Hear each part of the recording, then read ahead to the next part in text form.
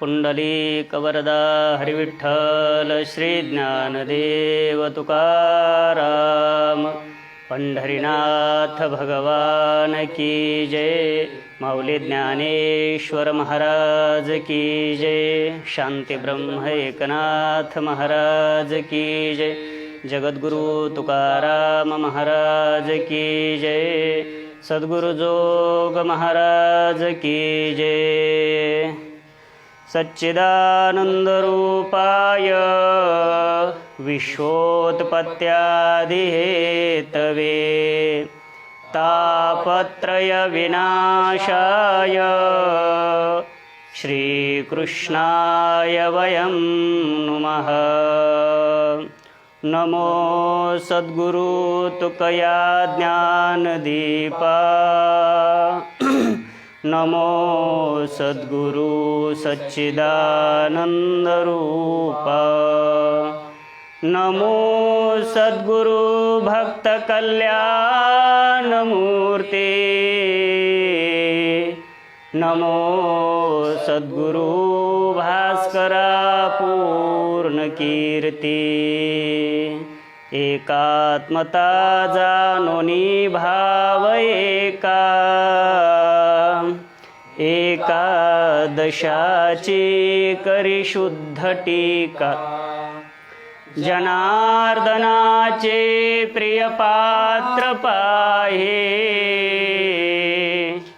त्या एकनाथा स्मरतो सदाही संपाद्य ज्ञानं च विधाय भक्तिं विलोकितो येन समाधिराजः वैराग्यवन्तं सुविचारयुक्तं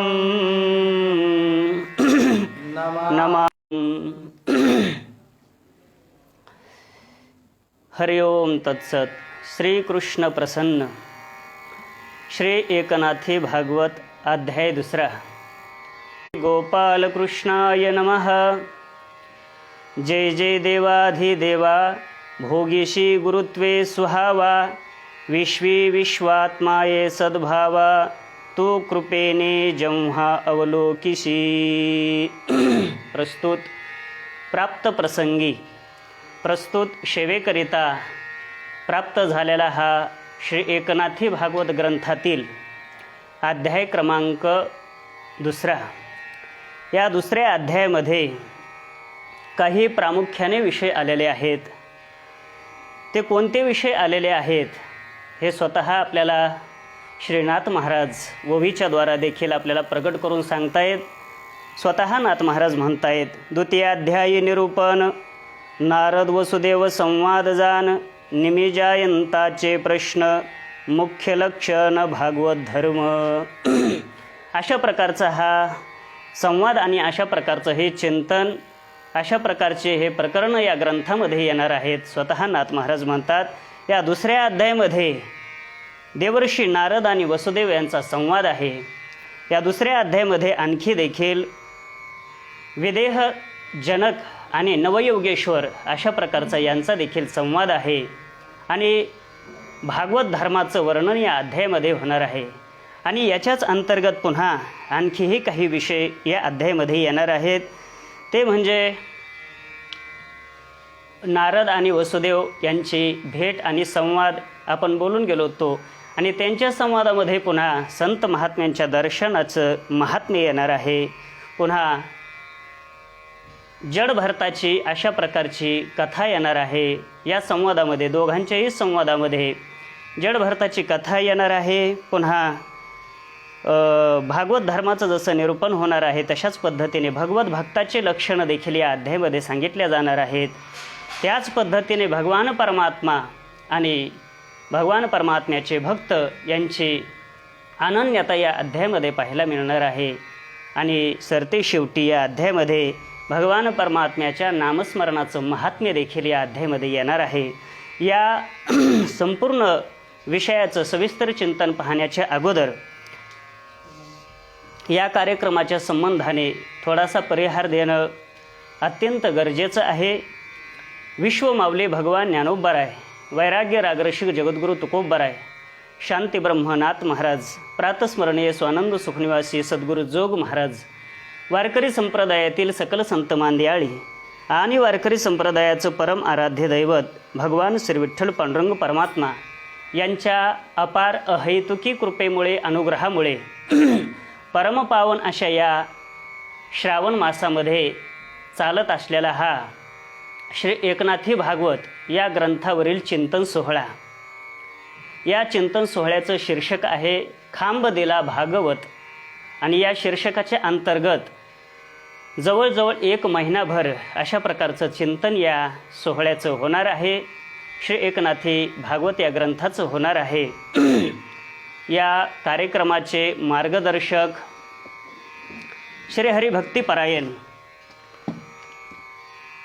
हरिभक्तिपरायण आदरणीय परमपूज्य नाथस्वरूप असणारे श्री योगीराजजी महाराज हे या कार्यक्रमाचे मार्गदर्शक आहेत. या कार्यक्रमाचे संयोजक आहेत बाळासाहेब महाराज, संतोष महाराज, शेखर महाराज वगैरे इत्यादी ही मंडळी आहे. या कार्यक्रमाचं सुंदर अशा प्रकारचं या सर्व मंडळीने नियोजन अशा प्रकारचं केलेलं आहे आणि महाराजांच्या मार्गदर्शनाने हा उत्सव चालू आहे. तर त्यांच्याच आज्ञेने हे माझ्याकडं सेवा आलेली आहे.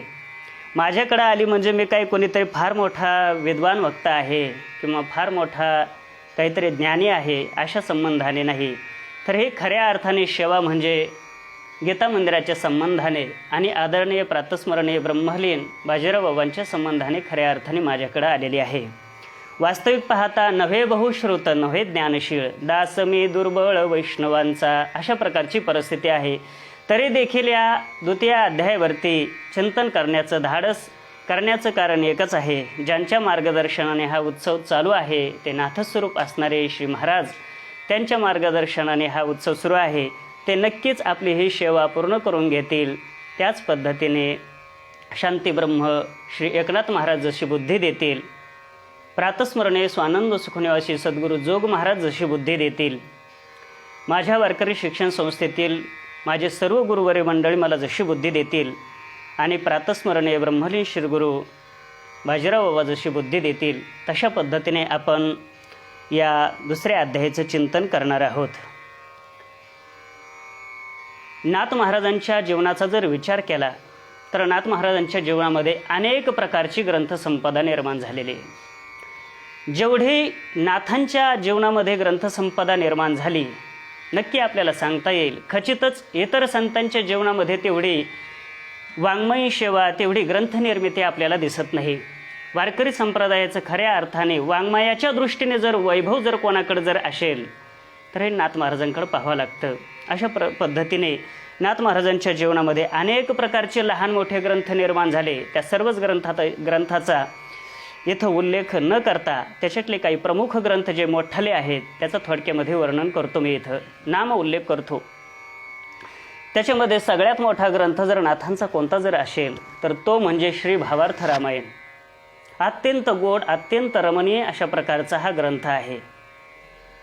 जे संसारामध्ये रंगलेले माणसं आहेत, विषयासक्त माणसं आहेत, अत्यंत बहिर्मुख अशा प्रकारचे जे माणसं आहेत, त्यांनाही ज्या ग्रंथाने रममान करावं, रमून टाकावं, अशा प्रकारचा ज्या ग्रंथाचा अधिकार आहे तो ग्रंथ म्हणजे श्री भावार्थ रामायण.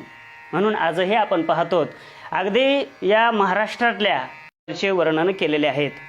वारकरी संप्रदायाची जी प्रस्थानत्रय म्हणून सांगितल्या जाते त्याच्यामध्ये सगळ्यात मोठ्या क्रमांकाचा नंबर म्हणजे या श्री एकनाथी भागवताचा लागतो. जसं संस्कृत वाङ्मयामध्ये प्रस्थानत्रयी सांगत असताना श्रीमद भगवद्गीता, ब्रह्मसूत्रे आणि दशोपनिषदे अशा प्रकारचे प्रस्थानत्रयी सांगितले जाते. तर त्याच्यामध्ये सगळ्यात मोठा भाग असणारा हा दशोपनिषदे हा भाग आहे, दशोपनिषदाचा भाग आहे. तशाच पद्धतीने वारकरी संप्रदायाची प्रस्थानत्रयी सांगत असताना ज्ञानोबरायांची श्री ग्रंथराज ज्ञानेश्वरी, तुकोबरायांची गाथा आहे आणि नाथांचं हे एकनाथी भागवत आहे. तर या तीनही ग्रंथामध्ये सगळ्यात मोठा ग्रंथ म्हणजे कोणता जर असेल तर तो श्री एकनाथी भागवत हा ग्रंथ आहे. या ग्रंथाची मूळ निर्मिती आपण कालही ऐकली आणि इथून पुढे ऐकणार आहोत. तरी देखील सांगणं गरजेचं आहे. या ग्रंथाची मूळ निर्मिती झाली ती म्हणजे श्रीमद भागवत महापुराण या ग्रंथातून. या श्रीमद भागवत महापुराणामध्ये 12 स्कंद आहेत आणि या 12 स्कंधामध्ये जवळपास 18,000 अशा प्रकारचे श्लोक आहेत. 18,000 श्लोक आहेत. तर या 12 स्कंदामध्ये ज्या स्कंधाकडं तत्त्वज्ञानाचा गाभा म्हणून पाहिलं जातं, भगवान परमात्म्याचं हृदय म्हणून पाहिलं जातं, अशा प्रकारचा श्रेष्ठ अशा प्रकारचा स्कंध कोणता जर असेल तर तो म्हणजे एकादश स्कंध. आणि या एकादश स्कंधामध्ये जवळपास 31 अशा प्रकारचे अध्याय आहेत. आणि या 31 अध्यायावरती श्रीनाथांनी ओवीबद्ध अशा प्रकारचं प्राकृत लिखाण 18,000 ओव्यात्मक जे केलं तोच हा ग्रंथ म्हणजे श्री एकनाथी भागवत होय. या प्रतिमध्ये जेवढ्या ओव्या आहेत तेवढ्याच दुसऱ्या प्रतिमध्ये आहेत असं म्हणण्याचं कारण नाही. काही प्रतिमध्ये 18,802 आहेत, काही प्रतिमध्ये 18,810 आहेत. अशा भिन्न भिन्न प्रतिमध्ये भिन्न भिन्न अशा प्रकारची संख्या आहे. पण एक धोपट पद्धतीने एक परंपरा आहे म्हणण्याची की श्री एकनाथी भागवत म्हटल्याच्यानंतर त्याच्यामध्ये 18,000 अशा प्रकारच्या ओव्या आहेत. जसं विश्वमौली ज्ञानोबारायांच्या ज्ञानेश्वरीमध्ये काही फक्त 9,000च ओव्या आहेत असं म्हणण्याचं कारण नाही. वेगवेगळ्या प्रतिमध्ये वेगवेगळ्या जशा ओव्या आहेत तशाच पद्धतीने नाथांच्या देखील या श्री एकनाथी भागवतामध्ये 18,800 काही प्रमाणामध्ये त्या ओव्या आहेत ज्या त्या प्रतिमध्ये. तर असा हा फार मोठा हिमालयाला गवसणी घालणारा, गगनाला गवसणी घालणारा हिमालयाच्या तोडीचा अशा प्रकारचा हा फार मोठा व्यापक ग्रंथ या परमपावन अशा श्रावण महिन्यामध्ये आपल्याला चिंतनासाठी प्राप्त झालेला आहे. यथा वेळेमध्ये प्राप्त वेळेमध्ये आपल्याला या दुसऱ्या अध्यायाचं चिंतन करायचं आहे. या दुसऱ्या अध्यायामध्ये कोणते प्रामुख्याने विषय आलेले आहेत आपण सुरुवातीला बोलून गेलोत आणि पुन्हा एकदा नाथांची ओवी सांगतो आणि पुढे आपण विषयाला प्रारंभ करूया. नाथ महाराज म्हणतात, द्वितीय अध्यायी निरूपण, नारद वसुदेव संवाद जान, निमी जयंताचे प्रश्न, मुख्य लक्षण भागवत धर्म. या अध्यायामध्ये सुरुवातीलाच एक प्रसंग येतो, तो म्हणजे वसुदेवजी आणि श्री नारदांचा भेटीचा भाग आहे आणि त्या भेटीमध्ये पुन्हा झालेला त्यांचा संवाद आहे. तर मूळ ग्रंथाचं साह्य घेऊन नाथ महाराज वर्णन करतात. नाथ महाराज म्हणतात, काय झालं एकदा देवर्षी नारद असणारे हे भ्रमण करता करता वसुदेवजींच्या घरामध्ये आलेले आहेत. नारदांचा स्वभाव आहे भ्रमंती करणं. संतांनी फिरलं पाहिजे. आपण नेहमी चिंतन करत असतो 2 वर्ग या जगामध्ये आहेत. पहिला वर्ग आहे तो म्हणजे दुर्जनाचा आणि दुसरा वर्ग आहे तो म्हणजे सज्जनाचा, संतांचा. तर दुर्जन हा नेहमी एका जागेवरतीच पाहिजे. दुर्जन फिरला नाही पाहिजे या जगामध्ये, तो एका जागेवरतीच पाहिजे. आणि संत महात्मे ह्या जगामध्ये मात्र सारखी फिरले पाहिजे. का फिरले पाहिजे? दुर्जन का एका जागेवरती पाहिजे? तर याचं कारण सांगत असताना सांगितलं, दुर्जनाच्या ठिकाणी दुर्गुण हे विपुल प्रमाणामध्ये असतात. ते दुर्गुण वाढू नये या जगामध्ये आणि जेणेकरून जगताचा एक अकल्याणाचा भाग निर्माण होऊ नये, जगताचा विनाश होऊ नये, म्हणून तो दुर्जन एका जागेवरतीच पाहिजे. आणि संत महात्मे का फिरले पाहिजे? तर कारण संतांकडे सद्गुण आहेत. त्या सद्गुणाची वृद्धी झाली पाहिजे फिरण्याने, म्हणून संतांनी फिरलं पाहिजे. अशा प्रकारचे जे संत आहेत ते फिरतच असतात खऱ्या अर्थाने. विश्वमौली ज्ञानोबारायांनी देखील वर्णन केलं, वायुसे एके ठाई बिढार जैसे नाही. जसा वायू एके ठिकाणी राहत नाही, तो संचार करत असतो जिकडं तिकडं, तशा पद्धतीने संत महात्म्यांचं जीवन असतं. ते सारखे भ्रमंतीवर असतात, सारखे फिरत असतात. आजही आपण पाहतो पूर्वी परंपरेनुसारच आजही तागायत आपली जी मंडळी आहे तर ते आजही पायाला भवरा बांधून अशा प्रकारचे ते रात्रंदिवस अशा प्रकारचे फिरत आहेत. प्रातस्मरणे स्वानंद सुखनिवासी सद्गुरू जोग महाराज जर एका जाग्यावरती जर थांबले असते तर जगाचं कल्याण झालं नसतं. हा जो ग्रंथ आहे श्री एकनाथी भागवत असेल, तुकोबारायांची गाथा असेल, ज्ञानेश्वरी असेल ज्ञानोबारायांची, हे जनमानसापर्यंत पोहोचण्याचं काम झालं नसतं की जे प्रातस्मरणे सद्गुरू जोग महाराज फिरल्याच्या नंतर खऱ्या अर्थाने झालेलं आहे. संत महात्मे फिरले पाहिजे आणि संत महात्मे फिरत असतात. अजूनही आपले संप्रदायातले जे अधोरीव मंडळी आहे ते अजूनही रात्रंदिवस अशा प्रकारचं फिरत आहेत. खूप मोठा प्रसंग असतो जीवनामध्ये देखील. कोणत्याही प्रकारचा विचार न करता, आपल्या जीवनाचा विचार न करता रात्रंदिवस अशा प्रकारचं जगाच्या कल्याणा, संतांच्या विभूती हे सूत्र हातामध्ये धरून तुकोबरायांचं त्यांची भ्रमंती आजही अशा प्रकारची वर्तमान कालामध्ये देखील चालू आहे. भविष्य कालामध्ये देखील अशाच पद्धतीने चालू राहणार आणि जगाचा खऱ्या अर्थाने उद्धार अशा प्रकारचा झाल्याशिवाय राहणार नाही. म्हणून नारद देवऋषी नारद हे भ्रमंतीवरती असताना एके दिवशी स्वतःहून वसुदेवजींच्या घरामध्ये देवऋषी नारद येत आहेत. नाथबाबा त्याचं गोड वर्णन करतायत. नाथाले वसुदेवजी आनंद मानू लागले, जीवनाची कृतकृत्यता मानू लागले की संत महात्मे होऊन आपल्या घरामध्ये आलेले आहेत. नाथांची भाषा पहा. आला स्वतः नारद, देवऋषी नारद आले, आणलं गेलं नाही त्यांना बोलून, स्वतः आलेले आहेत ते. संत महात्मे घरामध्ये चालून आले पाहिजे बरं का, चालून आले पाहिजे. बोलून तर आलेच पाहिजे, पण त्याच्यापेक्षा पुढची पायरी आहे, चालून आले पाहिजे. एक लक्षात घ्या, संत महात्म्यांना आपण जर घरामध्ये बोलवलं तर संत महात्मे कल्याण करतील, नवल नाही. लक्षात घ्या, संत महात्म्यांना आपण जर बोलवलं तर ते कल्याण नक्की करतील, पण संत महात्मे होऊन जर आपल्या घरामध्ये जर आले तर परम कल्याण अशा प्रकारचं झाल्याशिवाय राहणार नाही. संतांचं सामर्थ्य येते. म्हणून स्वतः देवऋषी नारद वसुदेवांकडे येत आहेत आणि आल्याच्या नंतर मग वसुदेवजी केले साष्टांग नमन, बैसो घातले वरासन, ब्रह्मसद्भावे पूजन, श्रद्धा संपूर्ण मांडिले. मग संत महात्मे आलेले पाहिल्याच्या नंतर उत्थापनादी क्रिया ही वसुदेवजींकडून घडलेली आहे. कारण नियम असा आहे, शिष्टाचार असा आहे, संप्रदाय असा आहे, आपल्यापेक्षा श्रेष्ठ कोणी जर येत असेल आपल्या घरामध्ये तर आपण उठलं पाहिजे, अशा प्रकारचा हा शिष्टाचार आहे. आणि यालाच खऱ्या अर्थाने शास्त्रामध्ये नैमित्तिक कर्म अशा प्रकारचं म्हटलं जातं. शास्त्रामध्ये जे अनेक कर्माचे प्रकार सांगितलेले आहेत, नित्य कर्म, नैमित्तिक कर्म, काम्य कर्म आणि प्रायश्चित्त कर्म, तर त्याच्यातलं हे नैमित्तिक कर्म आहे. नैमित्तिक कर्म त्याला म्हणतात आपल्यापेक्षा वयाने, आपल्यापेक्षा ज्ञानाने, आपल्यापेक्षा आश्रमाने, आपल्यापेक्षा विद्वत्तेने, आपल्यापेक्षा अधिकाराने मोठे जर कोणी जर आपल्याकडे येत आहेत, हे कळाल्याच्या नंतर, ते आल्याच्या नंतर उत्थापनादी क्रिया करणं, त्यांची पाद्यपूजा वगैरे करणं, त्यांचं स्वागत करणं, याला शास्त्रामध्ये नैमित्तिक कर्म म्हणतात. आणि अशा प्रकारचं नैमित्तिक कर्म वसुदेवजी नारदांच्या संबंधाने करत आहेत. स्वतः वसुदेवजी त्यांचं पूजन वगैरे करतात. आणि केल्याच्या नंतर वसुदेवजी नारदांचं वर्णन करतात. वसुदेवजी म्हणतात, वसुदेव उवाच भगवन् भवतो यात्रा स्वस्तये सर्वदेहिनां कृपणानां यथा पित्रोरुत्तम श्लोक वर्तमनां. स्वतः वसुदेवजी नारदांचं वर्णन करत असताना म्हणतात, हे देवऋषी नारदा, तुमचं या जगामध्ये फिरणं हे जगाच्या कल्याणासाठीच खऱ्या अर्थाने आहे. सर्व भूताचं कल्याण अशा प्रकारचं या फिरण्याने होणार आहे. भाषा काय गोडे पहा.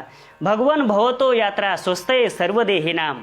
भगवान आपली यात्रा जी आहे तर सर्व देहिनाम स्वस्तये, सर्व देहांच्या प्राणीमात्रांकरिता, यच्छ यावत भूतमात्रांकरिता स्वस्तये, कल्याणप्रद अशा प्रकारची आहे, सुखद अशा प्रकारची आहे. कृपणानाम यथा पित्रोरुत्तम श्लोक वर्तमनाम. या श्लोकावरती भाष्य करत असताना नाथ महाराजांनी सांगितलं, नाथ महाराज म्हणतात, संतांचं फिरणं या जगामध्ये किती कल्याणप्रद आहे, सुखप्रद आहे, याचं वर्णन करत असताना नाथ महाराज म्हणतात, उदाहरण दिलं नाथबाबांनी. नाथ महाराज म्हणतात, एखाद्या मुलाची आई चुकावी आणि ती भेटल्याच्या नंतर त्याला जसा आनंद व्हावा, तशाच पद्धतीने किंबहुना त्याच्यापेक्षा कैक पटीने हे संत महात्मे भ्रमंती करत असताना जिथं जिथं जीवांची भेट होते त्या जीवांचा उद्धार अशा प्रकारचा होतो, त्यांना आनंद अशा प्रकारचा होतो. नाथ महाराज वर्णन करतात, चुकल्या निज जननी बाळक दीन दिशे जनी, त्याचे मातेच्या आगमनी संतोष मनी निर्भर. पुढे नाथ महाराजांची भाषा आहे का, त्याहुनी श्रेष्ठ तुमची यात्रा. का श्रेष्ठ आहे? स्वतः नाथराय वर्णन करतात, नित्य सुखदाती भूतमात्रा. नित्य अशा प्रकारचं भूतमात्रांना सुख देणारं अशा प्रकारचं हे तुमचं जीवन आहे, तुमची यात्रा आहे. मग याचं वर्णन करत असताना पुन्हा नाथ महाराज भगवान परमात्म्यापेक्षा सुद्धा संत महात्म्यांची यात्रा, संत महात्म्यांचं या महितलावरती, पृथ्वी तलावरती विचरण करणं हे कसं श्रेष्ठ आहे याचं गोड वर्णन करतात. किंबहुना देवापेक्षा सुद्धा अशा प्रकारचं वरचढ काकणभर नाथराय वर्णन करतात. नाथ महाराज म्हणतात, स्वतः वसुदेवजींच्या मुखातून शब्द घालतायत. नाथ महाराज वर्णन करतात, नारदा तू देवा समान, हे ही उपमा दिसे गौण, येची विषयी निरूपण, वसुदेव आपण निरूपी. देवऋषी नारदांचं वर्णन करत असताना वसुदेवजी म्हणतायत की हे वसुदेवा, देवापेक्षा सुद्धा तुम्ही श्रेष्ठ आहात. देवाची उपमा देणं हे सुद्धा तुम्हाला कमी अशा प्रकारचं पडतं. का कमी पडतं त्याचं स्वतः निरूपण वसुदेवजी करतायत. मूळ ग्रंथामध्ये त्याचं वर्णन आहे. त्याचं वर्णन असं आहे, भूतानाम देवचरितम दुःखायच सुखायच, सुखायैव ही साधूनाम त्वादृशा मच्युतात्मनाम. अशा प्रकारचं वर्णन आहे. देवाचं चरित्र, देवाचं वर्तन, देवाचं राहणं या जगामध्ये एखाद्याला सुख देईल तर एखाद्याला दुःख देईल. पण साधूचं तसं नाही. साधू सर्व काळ आणि सर्वांकरता मात्र सुखदच अशा प्रकारचे आहेत. सुखदच अशा प्रकारचे आहेत. साधूंचं वर्तन या जगामधलं तसं आहे. देवापासून कसं सुखदुःख मिळतं याचं गोड वर्णन स्वतः नाथ महाराज वर्णन करतात. नाथ महाराज म्हणतात, देवापासून भूतसृष्टी सुखदुःखी शिने पोटी, अतिवृष्टी का अनावृष्टी भूतकोटी अकांतो. देवापासून कसं सुखदुःख मिळतं, योग्य वेळेवरती आपण शेतीची मशागत केलेली आहे आणि पाऊस पडला की लगेच देवाची कृपा, लगेच लोक देवाची कृपा मानायला लागतात. वा वा, किती देवाने चांगलं केलं, चांगली गोष्ट झाली, देव खऱ्या अर्थाने चांगला आहे, देव सुखाला कारणीभूत आहे, असा लोक अनुभवायला आणतात. आणि त्याच देवाने जर पुन्हा जर काही कालाने जर पाऊस लांबला, पिकं जर सुकायला लागली, आता वर्तमान परिस्थिती जर पाहिली महाराष्ट्रातली तर अशाच प्रकारची परिस्थिती आहे. बऱ्याच भागातले पिकं मानाखाली टाकायला लागलेले आहेत, काही भागातले टाकलेले आहेत आणि कोरडवाहूचा तर प्रश्नच नाही आहे. अत्यंत बिकट अशा प्रकारची वर्तमान परिस्थिती आहे. अशा वेळेला हे सध्याचं जे वर्तन आहे तर हे लोकांकरता देवाचं सुखद आहे का दुःखद आहे? दुःखद अशा प्रकारचे. लोक आरडायला लागले, ओरडायला लागले, पुन्हा देवा काय केलं हे, असं कसं देवा म्हणायला लागले. देव लोकच लगेच म्हणतात. म्हणून देवाचं चरित्र, देवाचं वर्तन या जगामधलं काही लोकांकरता सुखद ठरेल तर काही लोकांकरता दुःखद ठरेल. पण संत महात्म्यांचं मात्र कधीही दुःखद अशा प्रकारचं ठरणार नाही. सर्व काळ नित्य अखंड अशा प्रकारचं सुखदच ठरेल. म्हणून देवापेक्षा सुद्धा संत महात्मे खऱ्या अर्थाने हे श्रेष्ठ आहेत. नाथ महाराज पुढे वर्णन करतात. नाथ महाराज म्हणतात, त्या देवा परेस साधू अधिक, हे साचची मज मानले देख, देवचरिते उठे सुख दुःख, साधू निर्दोख सुखदाते. अशा प्रकारचं साधूपासून केवळ निखळ अशा प्रकारचं सुखच सुख अशा प्रकारचं मिळालं जातं. म्हणून साधू संत हे देवापेक्षा श्रेष्ठ आहेत. कसे श्रेष्ठ आहेत याच्याविषयी नाथबाबांनी भाव काढत असताना खूप भाव काढलेत पहा. नाथ महाराज म्हणतात, तुम्हाला 3 जण माहिती इतिहासातले. पहिला रावण, दुसरा जरासंध आणि तिसरा हिरण्यकश्यपू. या 3घांचे उदाहरण नाथ महाराजांनी घेतलेले आहेत. रावणाने भगवान प्रभू रामचंद्राचा एवढा द्वेष केला, पण तोच रावण की ज्या रावणाने आपल्या बंदीखान्यामध्ये संपूर्ण देवादिकांना टाकलेला आहे, तोच रावण देवर्षी नारद लंकेमध्ये गेल्याच्या नंतर त्यांची चरणवंदना करतो, पाद्यपूजा वगैरे करतो त्यांची, म्हणजे देवाला कोंडून टाकतो आणि संतांची पूजा करतो. मग श्रेष्ठ कोण आहे? संत श्रेष्ठ आहेत. देवर्षी नारदासारखे संत श्रेष्ठ आहेत. जरासंध हा भगवान परमात्म्याचा, श्रीकृष्णाचा द्वेष करणारा, पण त्याही जरासंधाच्या घरी चाल जर कोणाची जर होत असेल तर या देवर्षी नारदांची होती, संतांची होते. त्याही देवर्षी नारदांचा सत्कार तो जरासंध करतोय. आणि ज्याने आपल्या राज्यामध्ये खऱ्या अर्थाने अशी प्रतिज्ञा केलेली होती की भगवान परमात्म्याचं जो माझ्या राज्यामध्ये नाव घेईल त्याला मृत्यूदंड अशा प्रकारचा ठोकल्या जाईल, अशा प्रकारची प्रतिज्ञा, अशा प्रकारचे कडक कायदे केलेले होते, निर्बंध केलेले होते. कोरोनाच्या काळामध्ये आपण निर्बंध ऐकलेले आहेत, किंबहुना ते भोगलेले आहेत, पाहिलेले आहेत. ते सगळं आपण केलेलं आहे. आजही संपूर्ण महाराष्ट्र नव्हे तर संपूर्ण देश आज स्वतंत्र रूपाने संचार करू शकत नाहीत, निर्बंध आहेत. अशाच पद्धतीने निर्बंध त्या हिरण्यकश्यपूने घातले होते. एवढा कट्टर तो देवाचा शत्रू की ज्याच्या राज्यामध्ये नाव घेण्याची सुद्धा बंदी.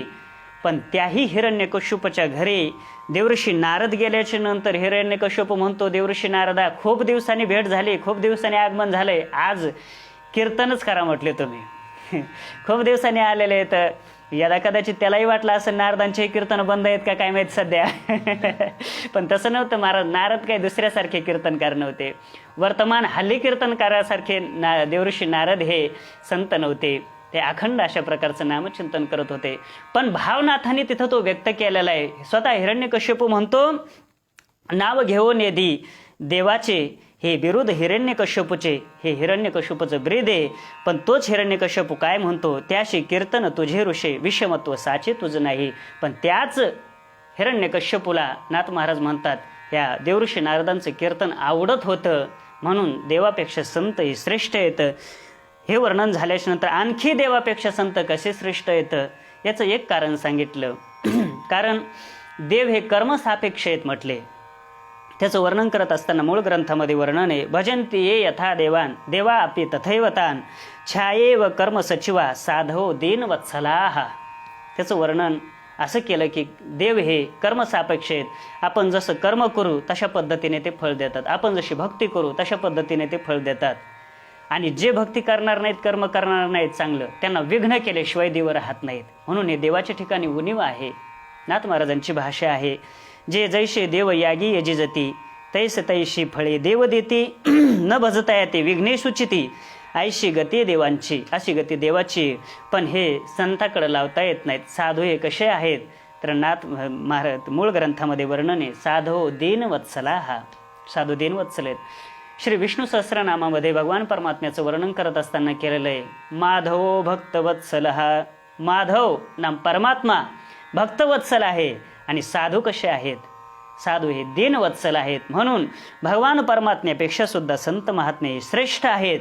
मग असे श्रेष्ठ असणारे संत त्यांना देवऋषी नारद म्हणतायत, हे वसुदेवजी म्हणतायत, ब्रह्मंस्तोम तथापि पृच्छामो धर्मान भागवतांस्तव यान श्रुत्वा श्रद्धया मर्त्यो मुच्यते सर्वतो भयात. हे ब्रह्मन, हे भगवन, हे देवऋषी नारदा, मी अशा काही भागवत धर्माचा तुम्हाला प्रश्न करतो, मी विचारू पाहतो की ज्या भागवत धर्माच्या द्वारा हे मरते असणारे जीव सर्वतो भयात मुच्यते, सर्व भयापासून मुक्त होतील, अशा पद्धतीने मला तुम्हाला विचारायचे.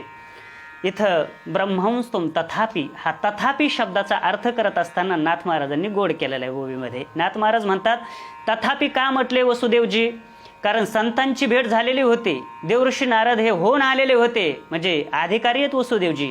आणि त्यांच्या भेटीने कृतकृत्य अशा प्रकारचे झालेले होते वसुदेवजी. कृतकृत्यता होऊन देखील वसुदेवजी पुन्हा प्रश्न करतायत, म्हणून तो तथापि येतो. तरी सुद्धा म्हणजे केव्हा, कृतकृत्य असून सुद्धा तरी देखील प्रश्न जगाच्या कल्याणासाठी वसुदेवजी करत आहेत. नाथ महाराज वर्णन करतात, तू स्वतः वसुदेवजी म्हणत आहेत, नाथ महाराज वर्णन करतात, तुझे दर्शने कृतकृत्यता जरी मज झाली तत्वता, जरी मला तत्वता कृतकृत्यता प्राप्त झाली तरीही भागवत धर्म कथा कृपेने तत्वता सांगावी. तरी मला या भागवत धर्माविषयीची कथा मला तुम्ही खऱ्या अर्थाने सांगा, असा वसुदेवजींचा आग्रह आहे नारदांकडं. कशी येते, कशी असली पाहिजे, या कशासाठी सांगायची ती, तर सांगितलं, भवभय अतिदारुण त्या भयाची माया निज कारण, त्याचे समूळ भय निर्दळन आयशे धर्म कृपेने सांगावे.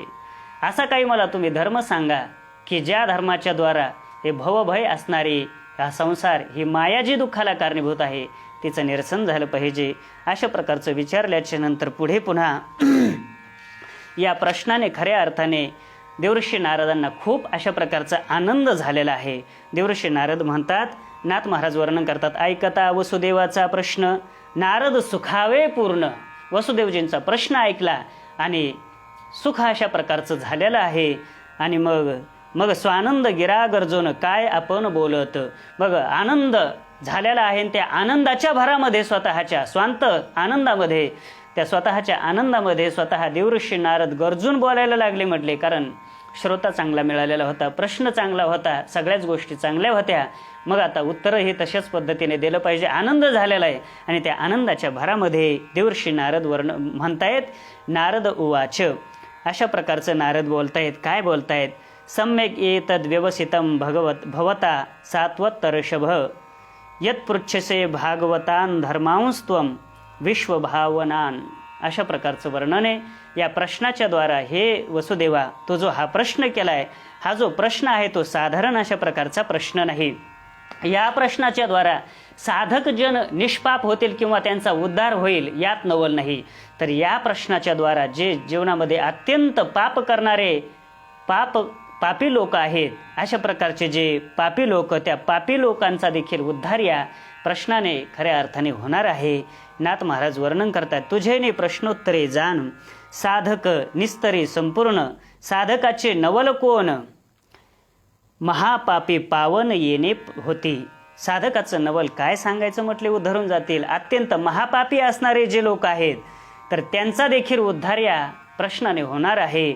मग ज्या संबंधाने प्रश्न वसुदेवजींनी केलेला आहे त्या प्रश्नाचं उत्तर देत असताना त्या भागवत धर्माचं महात्म्य खऱ्या अर्थाने देवऋषी नारद सांगतायत की म्हटले ऐका म्हटले वसुदेवजी, त्या भागवत धर्माचं महात्म्य काय आहे. तर त्याचं महात्म्य सांगत असताना देवऋषी नारद बोलतायत, श्रुतोनुपठितो ध्यात आदृतो वानुमोदितः सद्य पुनाति सद्धर्मो देव विश्वद्रोहोपिही. त्याचं वर्णन आहे. 4-5 गोष्टी इथं सांगितल्यात महात्म्यामध्ये. ज्या धर्माविषयीचा हा प्रश्न केलेला आहे त्या धर्माचं महात्म्य असं आहे, त्या धर्माचं, त्या भागवत धर्माचं केवळ श्रवण जरी झालं तरी माणसाचा उद्धार होतो. श्रुतः श्रवण जरी झालं, अनुपठितः उच्चारण जरी झालं तरी उद्धार होतो. सद्धर्म पुनाती त्याने पवित्र अशा प्रकारचा मनुष्य होतो. ध्यातः त्या धर्माचं ध्यान जरी केलं तरी देखील पवित्र अशा प्रकारचं होतो. आदृतः त्या धर्माचा स्वीकार जरी केला तरी देखील मनुष्य पवित्र होतो.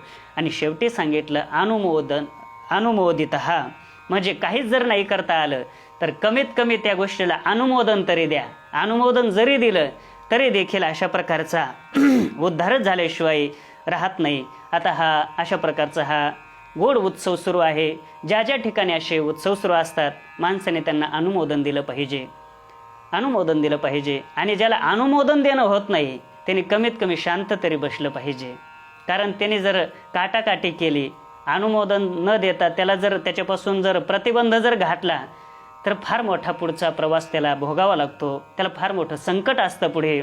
श्री तुकोबारायांनी वर्णन करत असताना सांगितलं की आपल्याकडून अनुमोदन जीवनामध्ये झालं किंवा न झालं, परंतु याच्याकडं दुर्लक्ष करा, पण कमीत कमी जाणाऱ्यांना तरी अडू नका. अनुमोदन द्या किंवा नका देऊ, पण जाणाऱ्यांना तरी प्रतिबंध करू नका, अशा प्रकारची तुकोबारांची भाषा आहे. आणि असं जर केलं, तुम्ही जाणाऱ्यांना अडवलं, अनुमोदन जर तुम्ही नाही न देता प्रतिबंध जर घातला, काहीतरी काटाकाटी जर केली तर मात्र फार मोठं दुःख भोगावं लागतं. तुकोबाराय म्हणतात, आपण नवजे हरी कीर्तना आणि का वारी जाता कोणा. आणि का वारी जाता कोणा इथं अनुमोदन न देता त्याला प्रतिबंध घातला. मग पुढचा परिणाम आहे त्याच्या पापे जाणं ठेंगणा तो महामेरू. त्याचं एवढं पाप आहे जीवनामध्ये की महामेरू सुद्धा त्याच्या पुढे ठेंगणा आहे, त्याच्या पापापुढे एवढ्या त्याच्या जीवनामध्ये पाप होऊन जातं. म्हणून सज्जनांनो एक लक्षात घ्या, आपल्या जीवनामध्ये अनुमोदन देणं हो की न हो, परंतु कोणाला प्रतिबंध आपल्याकडून झाला नाही पाहिजे, ही महत्त्वाची गोष्ट आहे. भगवान परमात्म्याने सुद्धा आपल्याला हा संकेत श्रीमद भगवद्गीतेच्या 3ऱ्या अध्यायामध्ये दिलेला आहे. न बुद्धिभेदम जनय दज्ञानाम कर्म संगीनाम. न बुद्धिभेदम जनय, तुम्ही बुद्धिभेद करू नका, त्याला त्याची साधना करू द्या, त्याला करू द्या सगळा परमार्थ, बुद्धिभेद करू नका. मग अशा प्रकारचं आणि आपण चांगल्या गोष्टीला जर अनुमोदन दिलं तर माणसाचं चांगलं होतं. त्याच्या 2 गोष्टी. आता वाईट गोष्टीला जर आपण अनुमोदन दिलं तर काय होतं, वाईट होणार. आणि चांगल्या गोष्टीला जर आपण अनुमोदन दिलं तर चांगलं होणार. वाईट गोष्टीला अनुमोदन दिलं तर वाईट होतं. तुकोबाराय आपल्याला स्पष्ट सांगतात, केले पाप जेने दिले अनुमोदन दोघासे पतन सारिखेची. जो पाप करणारा आहे आणि पापामध्ये त्याला प्रवृत्त करणारा जो आहे, अनुमोदन देणारा जो आहे, तर या दोघांनाही सारखंच पाप आहे म्हटलेलं आहे. त्याने प्रत्यक्ष पाप केलं नाही पण पाप करायला लावलेलं आहे, म्हणून तोही पापीचे खऱ्या अर्थाने, त्याच्याही जीवनामध्ये पापच आहे. मग तोच नियम आपल्याला इकडे उलटा लावायचा. जो नामचिंतन भागवत धर्माचं वगैरे करतो, तो अनुष्ठान करतो, त्याला तर पुण्य मिळणारच आहे. पण आशाला जो अनुमोदनही देतो त्यांना हे काय मिळणार आहे, पुण्यच अशा प्रकारचं मिळणार आहे. म्हणून अनुमोदन हे फार महत्त्वाचं आहे. हा जो उत्सव चाललेला आहे, या उत्सवाला किती जणांचं अनुमोदन आहे आणि अशा प्रकारचं अनुमोदन देणं हे आपल्या जीवनामध्ये पुण्य संपादन करण्यासारखं अशा प्रकारचं फार मोठं लक्षण आहे, फार मोठं भाग्याचंच अशा प्रकारचं ते ठरणार आहे. म्हणून अशा प्रकारचं अनुमोदन जरी दिलं तरी देखील सद्य पुन्हा धर्मो देव विश्वद्रोहोपिही. मग असा जरी असला, देवाचा द्रोही जरी असला, विश्वाविषयी त्याची घातक बुद्धी जरी असली, असाही मनुष्य जरी असला तरी देखील त्याचा उद्धार झाल्याशिवाय राहत नाही. अशा प्रकारचं भागवत धर्माचं महात्म्य देवऋषी नारद हे वसुदेवजींना सांगत आहेत. मग अशा प्रकारचं वर्णन झाल्याच्या नंतर पुढे मग देवऋषी नारद म्हणतायत की हे वसुदेवा, त्वया परमकल्याण पुण्यश्रवण कीर्तन स्मारितो भगवानद्य देवो नारायणो मम. म्हटले हे देवऋषी, हे वसुदेवजी, तुम्ही मला भगवान परमात्म्याचं खऱ्या अर्थाने या प्रश्नाने स्मरण करून दिलेलं आहे. स्मरण करून दिलेलं आहे म्हणतात देवऋषी नारद.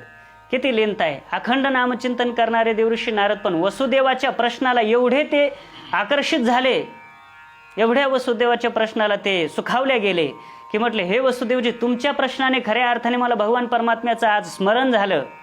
पण हे नाथ महाराजांना थोडं वेगळं वाटलं. नाथ महाराजांना असं वाटलं हे नारदांची ही भूमिका आहे लीनतेची, पण सर्वसामान्यांचा गैरसमज होऊ नये म्हणून या देवऋषी नारदांच्या बोलण्यावरती नाथांनी आपल्याला सावधान अशा प्रकारचं केलेलं आहे. थोडासा लाईटीचा प्रतिबंध झालेला आहे, थोड्या वेळामध्ये येईल, त्याची काही एवढी अडचण येणार नाही. तर अशा प्रकारचा वसुदेवजी वर्णन करतायत, हे नारद वर्णन करतायत की हे वसुदेवा, तुमच्या प्रश्नाने खऱ्या अर्थाने मला भगवान परमात्म्याचं स्मरण झालेलं आहे. पण हे नाथांना जरा वेगळं वाटलं म्हणून नाथ महाराज म्हणतात की ऐका, म्हटले केवळ वसुदेवजींच्याच प्रश्नाने नारदांना स्मरण झालं भगवान परमात्म्याचं असं म्हणण्याचं कारण नाही. असं जर अंतःकरणामध्ये विकल्प जर निर्माण होत असेल तर तो काढून टाका. स्वतः नाथ महाराज वर्णन करतात, ऐकोनी नारदाची वचन झने विकल्प धरेल मन, यासी पूर्वी होते विस्मरण आता झाले स्मरण वसुदेव प्रश्ने. कोणाला असं वाटेल की वसुदेवांचा प्रश्न होण्याच्या अगोदर नारदांना विस्मरण होतं भगवान परमात्म्याचं आणि आत्ताच स्मरण झालं की काय, पण असं म्हणण्याचं कारण नाही. कारण देवऋषी नारद हे उत्तम अशा प्रकारचे संत महात्मे आहेत आणि संतांचं लक्षण करत असताना केलेलं आहे. त्यांचं अखंड अशा प्रकारचं नामचिंतन चालू असतं. रात्र न कळे दिवस न कळे अंगी खेळे दैवत हे, अखंड लागलीशी ज्योती अखंड खंडेना जीवन. अशा प्रकारचं हे संतांचं वर्णन आहे आणि अशा संतांच्या यादीमध्ये खऱ्या अर्थाने अग्रक्रमांकाने ज्यांचं नाव येतं ते देवऋषी नारद आहेत.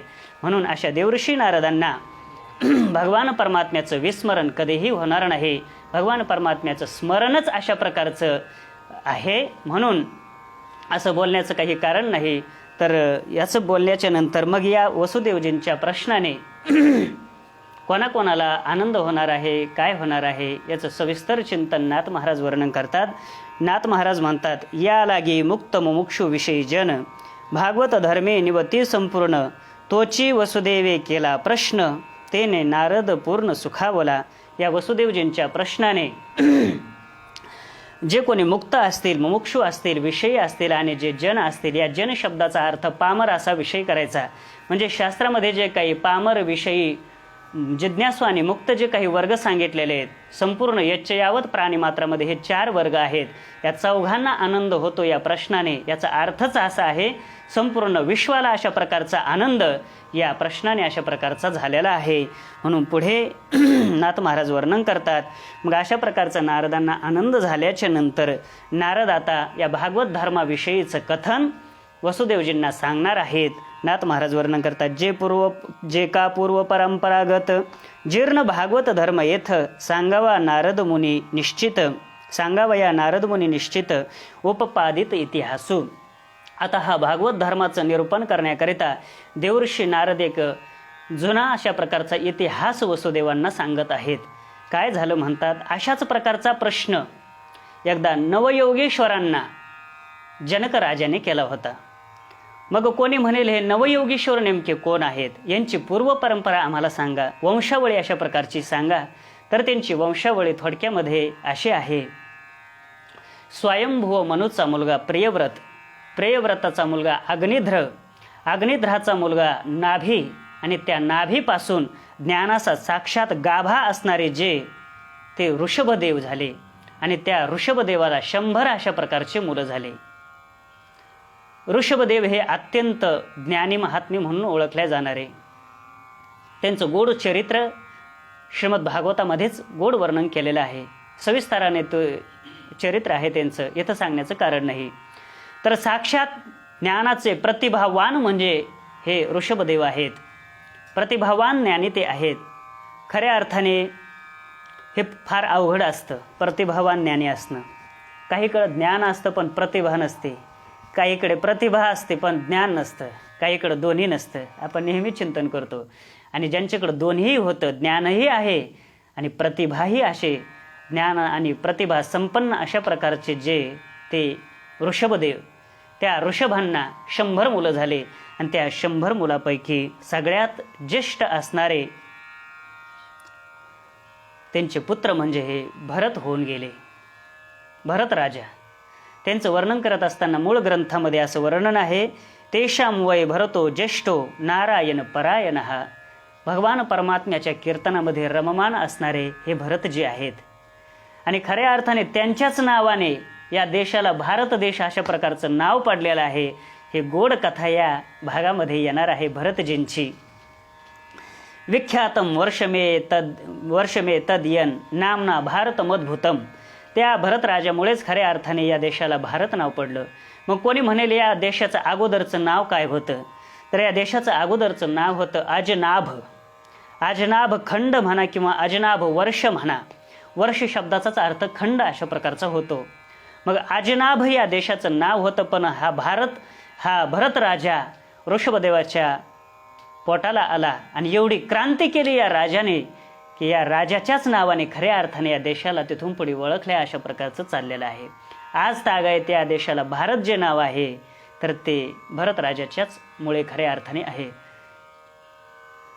नाथ महाराजांनी त्याचं गोड वर्णन केलं. नाथ महाराज म्हणतात की आजही देखील सत्कर्मामध्ये ज्यावेळेस द्विजांच्या द्वारा, ब्राह्मणांच्या द्वारा जो संकल्प म्हटल्या जातो, संकल्प सुरुवातीला कर्माच्या अगोदर केल्या जातो कर्मप्रारंभाला, त्या कर्मामध्ये याचं वर्णन अशा प्रकारचं आहे. सांगतात नाथ महाराज वर्णन करतायत, तो भारतो राहिला ये भूमिकेशी म्हणवणे भरत वर्ष म्हणती याशी. सकळ कर्मारंभी करिता संकल्पाशी ज्याच्या नामाशी स्मरता ते. कर्माच्या आरंभाला जो संकल्प केला जातो त्यावेळेस ज्याच्या नावाचं स्मरण केलं जातं, खऱ्या अर्थाने अशा प्रकारचे हे भरत जे आहेत. संकल्पामध्ये आपल्याला ब्राह्मणांच्या मुखातून अशा प्रकारची भाषा ऐकायला मिळते. जम्बूद्वीपे भारतवर्षे भरतखंडे. तो संकल्प सगळा मला इथं म्हणण्याचं कारण नाही, कारण इथं काही मला काही कर्म करायचं नाही सध्या, म्हणून एवढा आपल्याला नाथांच्या ववीचा अर्थ लागण्याकरता एवढे शब्द भरपूर येतं, पुरे येते एवढे. मग अशा प्रकारचे भरतजी नाथ महाराज म्हणतात खऱ्या अर्थाने ज्ञानी होते, फार अशा प्रकारचे उच्च अधिकाराचे होते, पण विषयाच्या नादी लागले आणि जीवनामध्ये पतन अशा प्रकारचं कुठंतरी झाल्यासारखं झालं. म्हणून नाथ महाराज सावधान करतात, ज्ञानी जरी झाले तरी विषयाच्या नादी लागू नका बाबा. नाथ महाराज वर्णन करतात, ऐसा आत्माराम जरी झाला तरी विषय संग नव्हे भला. या लागी त्याचा वृत्तांतो पुढीला सांगेन सकळा ऐके. ज्ञानी पुरुष जरी झाले तरी विषयाच्या संगतीमध्ये त्यांनी राहिलं नाही पाहिजे, विषयाची संगती नाही केली पाहिजे. विश्वमाऊली ज्ञानोबरायांनी आपल्याला सावध करून ठेवलं. प्राप्तीही पुरुषे इंद्रिये लाळिली जरी कौतुके तरी आक्रमिला जाण दुःखे संसारिके. ज्ञानोबरांची भाषा आहे. या ववीवरती, या विषयावरती चिंतन करत असताना प्रातस्मरणीय श्रीगुरु डॉक्टर बाबा सांगत असतात, उदाहरण देत असतात बाबा, महात्मा जरी झाला तर जो संसारामध्ये जर पडला तर त्याला दुःखच भोगावं लागतं. उदाहरण सांगतात त्याच्यासाठी, मिरच्याचा बाजार आहे म्हटले, मिरच्याचा. त्याच्यामध्ये जर सर्वसामान्य मनुष्य जर गेला तर त्याला काय लागतो? ठसकाच लागतो. आणि तिथं जर महात्मा गेला कर्मधर्म संयोगाने, समजा गेलाच महात्मा तिथं, तर महात्म्याला काय लागेल? तिथं ठसकाच लागणार. का लागणार? कारण ते ठिकाणच तसं आहे. म्हणून त्या स्थानाचा दोष आहे, तसं विषयाचा दोष येतो. विषयाच्या संगतीमध्ये महात्मे जरी गेले तरी त्यांना दुःख भोगावं लागणार. म्हणून नाथ महाराज सावधान करतात आणि या भरत राजाच्या चरित्राला नाथ महाराज प्रारंभ करतात. मूळ ग्रंथामध्ये त्याचं वर्णन 11 स्कंदामध्ये असं केलंय, भुक्त भोगानाम त्यक्तुम इमाम निर्गतः तपसा हरिम सर्व भुक्त भोगाचा अशा प्रकारचा त्याग या राजाने केलेला आहे, भरत राजाने. आणि अरण्यामध्ये भगवान परमात्म्याच्या साक्षात्कारासाठी गंडकी नदीच्या ठिकाणी किनाऱ्यावरती काठावरती अनुष्ठानाकरता बसलेले आहेत. नाथ महाराजांना आश्चर्य वाटलं या भरत राजांच्या चरित्राकडे पाहून. नाथ महाराज म्हणतात, अरे या संसारामध्ये, या राजवैभवामध्ये राहणारे अनेक लोक या जगामध्ये झालेले आहेत राजे, अनेक लोक राजे झाले, अनेक राजाने हा राज्यकारभार भोगला, पण कोणालाही माझ्या जीवनामध्ये मला असं वाटत नाही की विरक्ती झाली म्हणून. पण या भरत राजाचं जीवन मला विलक्षण अशा प्रकारचं वाटतंय. नाथ महाराज म्हणतात, काय या भरत राजाचं वर्णन करावं, काय मोठी ख्याती केली यांनी. जे हे राजवैभव भोगतात त्यांना केव्हाही अशा प्रकारची विरक्ती निर्माण होत नाही, पण या भरत राजाचं विलक्षण अशा प्रकारचं जीवन आहे, चरित्र आहे. नाथ महाराज म्हणतात, जे राज्यवैभव भोगिती त्याशी कदा नव्हे गा विरक्ती, भरते केली नवल ख्याती, शेवेला श्रीपती भोग त्यागी. अशा प्रकारचा भगवान परमात्म्याच्या चिंतनासाठी, साक्षात्कारासाठी या राज्याचा त्याग करून भरतजी खऱ्या अर्थाने अरण्यामध्ये गेलेले आहेत.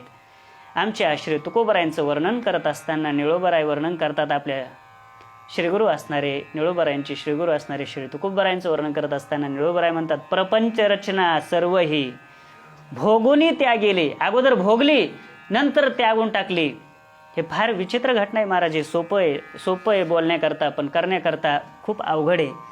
हे शब्द आपण वाचेतून बोलू शकतो, प्रपंच रचना तुकोबरायांनी भोगली आणि त्याग केला त्याचा, पण एवढं सोपं नाही. यदा कदाचित एखादा ब्रह्मचारी एकांतवासामध्ये राहू शकतो, पण ज्या महात्म्याने, ज्या पुरुषाने, ज्या महात्म्याने संसार अगोदरच्या काळामध्ये भोगलेला आहे आणि नंतरच्या काळामध्ये त्या संसारावरती तिळांजुळी अशा प्रकारची देऊन अरण्यामध्ये साधने करता जाणं एवढी सोपी गोष्ट नाही. त्याच्यामध्ये फार मोठं सामर्थ्य, सद्गुरूची कृपा, भगवान परमात्म्याची कृपा अशा प्रकारची लागते. पण हे जसं तुकोबरायाने केलं तसं या भरत राजाने देखील केलं. आणि हा भरत राजा अरण्यामध्ये गेला, त्याचं सविस्तर चिंतन आहे. आपण धावत्या वेगामध्ये पाहूया, कारण चरित्र हा भाग सगळ्याला जवळजवळ माहिती आहे. म्हणून भरत राजे हे गंडकी नदीच्या काठावरती अनुष्ठानाकरता बसतायत आणि त्याच गंडकी नदीवरती एक प्रसूती काळ जवळ आलेला आहे. अशी गर्भवती हरीण पाणी पिण्याकरता येते. पाणी पित असताना त्या अरण्यामध्ये ते सिंहाचा म्हणा, वाघाचा म्हणा, एक आवाज ऐकते ती कानाने, आणि कानाने तो आवाज ऐकल्याच्या नंतर भीतीच्या पोटी तिला काही समजत नाही आणि ती पुढे उडी घेते.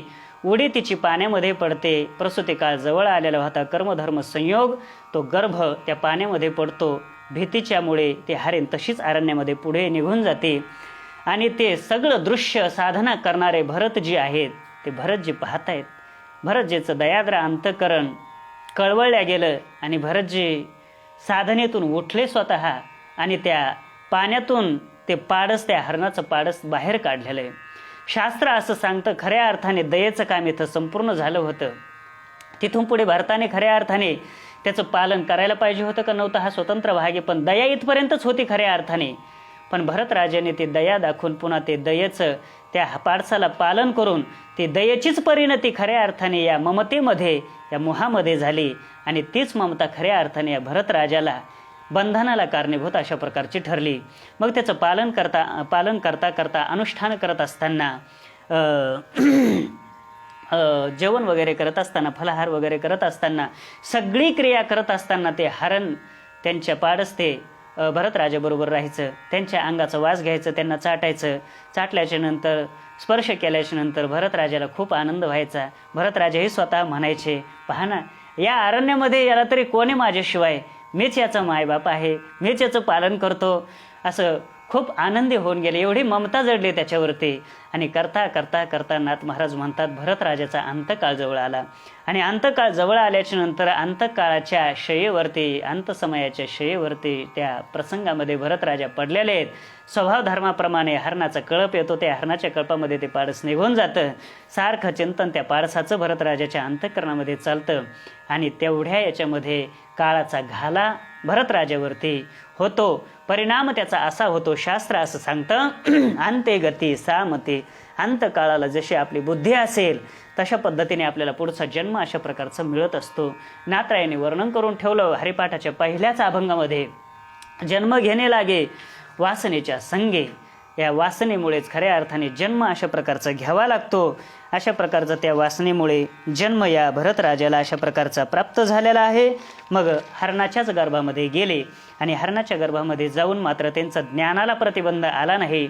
शास्त्र वर्णन करतं, महाराज वर्णन करतात, ते ज्ञान त्यांना त्या देहामध्ये देखील, आपल्या साधनेचे संस्कार त्या देहामध्ये देखील त्यांना आहेत. ते हरणाच्या देहामध्ये गेले खरे, पण त्या हरणाच्या देहामध्ये जाऊन ते आपल्या जीवनाचा पश्चाताप व्यक्त करू लागले, की म्हणू लागले, अरे अरे, मी एवढ्या मोठ्या राज्याचा त्याग करणारा, एवढ्या मोठ्या विषयाचा त्याग करणारा आणि भगवान परमात्म्याचा साक्षात्कार करण्यासाठी सर्वांचा त्याग करून, सगळ्यांचा त्याग करून या अरण्यामध्ये मी आलो आणि मी कोणाच्या नादी लागून मी कोणत्या अवस्थेला प्राप्त झालो, पश्चाताप करायला लागले. करता करता तो हरणाचा देह सुटतो आणि त्या देहातून मुक्त झाल्याच्या नंतर पुढे एका शुद्ध अशा प्रकारच्या ब्राह्मण कुलामध्ये त्यांचा जन्म होतो, अवतार होतो. त्या अवतारामध्ये, त्या जन्मामध्ये त्यांचं जड भरत अशा प्रकारचं नाव पडतं. आणि मग त्या जड भरताच्या देहामध्ये त्यांना हे सगळे पूर्वसंस्कार आहेत. त्या पूर्वसंस्काराने त्यांनी आता असं ठरवलं की या जगताच्या नादीच लागायचं नाही, कोणाच्याच नादी लागायचं नाही, कोणाबरोबर बोलायचं नाही, कोणाबरोबर संवाद साधायचा नाही, काही नाही, काही नाही, संगती करायची नाही, आपलं जड मूढ अशा प्रकारचं राहायचं, तरच खऱ्या अर्थाने भगवान परमात्म्याची प्राप्ती आपल्याला होणारी आहे असं त्यांच्या लक्षात आलं. आणि असं लक्षात आल्याच्या नंतर त्यांनी कोणाची संगती केली नाही आणि करता करता अशा प्रकारची साधना केली आणि या साधनेच्या द्वारा पुन्हा भगवान परमात्म्याला ते प्राप्त करून घेण्यामध्ये तिसऱ्या जन्मामध्ये समर्थ अशा प्रकारचे झालेले आहेत. मग अशा प्रकारची ही भरतराजाची सविस्तर कथा नाथ महाराजांनी स्वतः गोड वर्णन केलेली आहे. मग इथं एक प्रश्न निर्माण केलेला आहे. स्वतः नाथ महाराजांनी तो प्रश्न केला आणि त्याचं उत्तरही दिलेलं आहे. प्रश्न असा आहे की एवढा तपामध्ये श्रेष्ठ असणारे हे भरतजी आहेत, एवढं श्रेष्ठ अशा प्रकारचं तप भरतजी करतायत, भरतजीने केलं तरी देखील कालाचा घाला ह्या भरतजींच्या जीवनावरती कस काय अशा प्रकारचं झाला. तर याचं गोड वर्णन, याचं उत्तर आणि प्रश्न आणि समाधान नाथ महाराज एकाच ओवीमध्ये करतायत. नाथ महाराज म्हणतायत, देहाशी येता भरत तपिया थोर अंगे, तेथ काळ कैशेनी रिघे, ममता संधी पाहुनी वेगे, मृत्यू तद्योगे पावला. भरतराजा हे श्रेष्ठ अशा प्रकारचे तप करणारे आहेत, तरी देखील तिथं मृत्यूचा घाला त्यांच्यावरती कस काय झाला. तर त्याचं उत्तर देत असताना सांगितलं की त्या काळाने फक्त ममतेची संधी पाहिली, भरताच्या ठिकाणी ममता निर्माण झाली आणि तेवढीच ममतेची संधी पाहिली आणि तेवढ्या वेळेमध्ये, तेवढ्या संधीमध्ये काळाने त्यांच्यावरती झडप अशा प्रकारची घातली. हे उत्तर दिलं. या भरतराजाच्या कथेतून भरतराजाने आपल्याला अनेक प्रकारच्या गोष्टीविषयी सावधान केलेले आहे. अनेक संदेश अशा प्रकारचे या कथेतून आपल्याला दिलेले आहेत. स्वतः त्याचे नाथ महाराजांनी देखील अनेक प्रकारचे भाव काढलेले आहेत. स्वतः या चरित्रातून भरतजी आपल्याला अनेक प्रकारचे संदेश देत आहेत.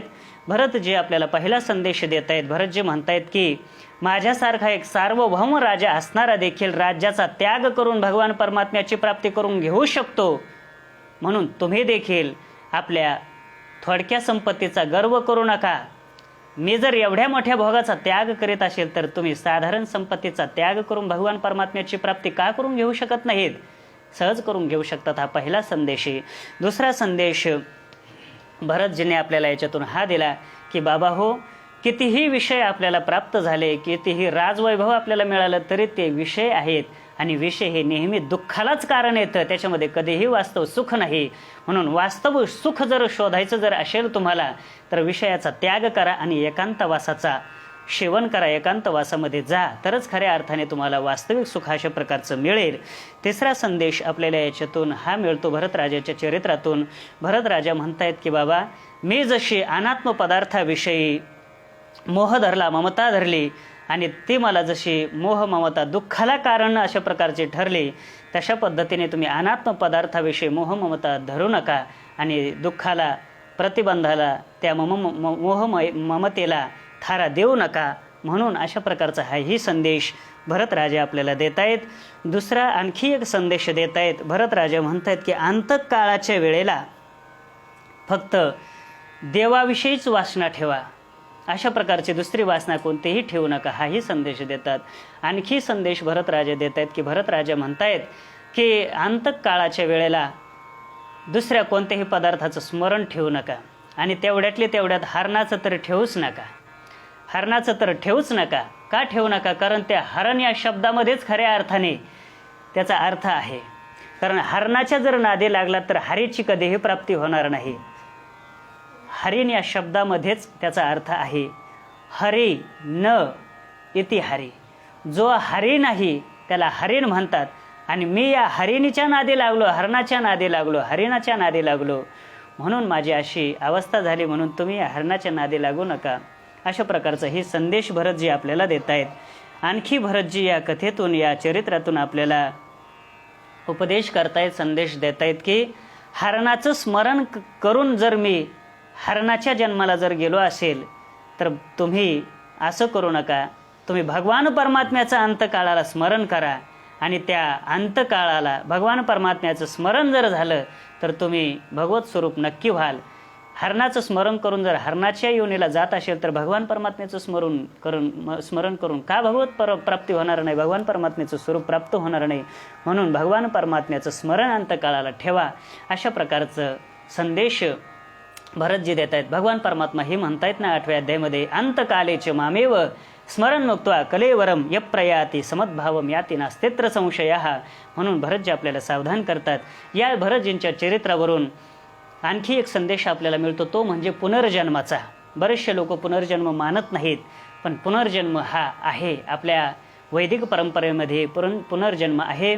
पुनर्जन्माचं सविस्तर चिंतन श्रीमद भगवद्गीतेच्या 6व्या अध्यायामध्ये योगभ्रष्टाचं वर्णन करत असताना भगवान परमात्म्याने आणि त्यावरती विश्वमाऊली ज्ञानोबरायांनी जी टीका केली ते ग्रंथराज ज्ञानेश्वरीमध्ये गोड अशा प्रकारचं वर्णन आहे. तर पुनर्जन्माची आपल्याला याच्यातून शिकवण मिळते, संदेश मिळतो. आणि पुन्हा याच्यातून एक संदेश मिळतो. भरतराजे सांगतायत की बाबा हो, जीवनामध्ये साधना करत राहा. भगवान परमात्म्याच्या संबंधाने साधना वायाला जात नाहीत. मी जरी यदा कदाचित हरणाच्या योनीला गेलो असेल, पण हरणाच्या योनीला जाऊन माझं ज्ञान प्रतिहत झालं नाही, प्रतिबंध आला नाही.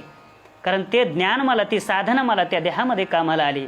म्हणून यदा कदाचित या ज्या देहामध्ये जरी भगवान परमात्म्याची प्राप्ती झाली नाही तरी देखील साधना सोडू नका, साधना करत राहा. आणि तीच साधना खऱ्या अर्थाने आपल्याला पुढच्या जन्मामध्ये कारणीभूत ठरणारी आहे. हाही संदेश आपल्याला याच्यातून मिळतो. अनेक प्रकारचे संदेश आणि एक सगळ्यात महत्त्वाचा शेवटचा संदेश सांगतो. अनेक भाव याच्यातून साधू संतांनी काढलेले, सगळे सांगण्याकरता वेळ नाही. शेवटचा एक भाव असा आहे, भरतजी म्हणतायत की मी खऱ्या अर्थाने राज्याचाही त्याग केला, चांगलं केलं होतं, साधनेसाठी हे लागलो होतो, चांगलं केलं होतं, पण मी हे सगळं करत असताना जीवनामध्ये गुरु केला नाही. मनाने ही सर्व साधना केली आणि मनाने जर साधना केली तर मग ही साधना सिद्धीला जाऊ शकत नाही. ज्ञानोबराय स्पष्ट आपल्याला हरिपाठामध्ये सांगतायत, मनोमार्गी गेला तो येथेची मुकला. त्याची साधना फलद्रूप होत नाही. म्हणून आपल्या जीवनामधले आपली साधना फलद्रूप व्हावी जर अशी वाटत असेल तर भरतजी आपल्याला सांगून टाकतायत की जीवनामध्ये गुरुच्या मार्गदर्शनाने, संतांच्या मार्गदर्शनाने साधना करा. संतांची संगती, मनोमार्गगती, अशा प्रकारचा संदेश या चरित्रातून आपल्याला मिळतो. अनेक प्रकारचे भाव साधू संतांनी सांगितलेले आहेत. हे अशा प्रकारचं भरतजींचं चरित्र सविस्तर अशा प्रकारचं नाथ महाराज वर्णन करतात.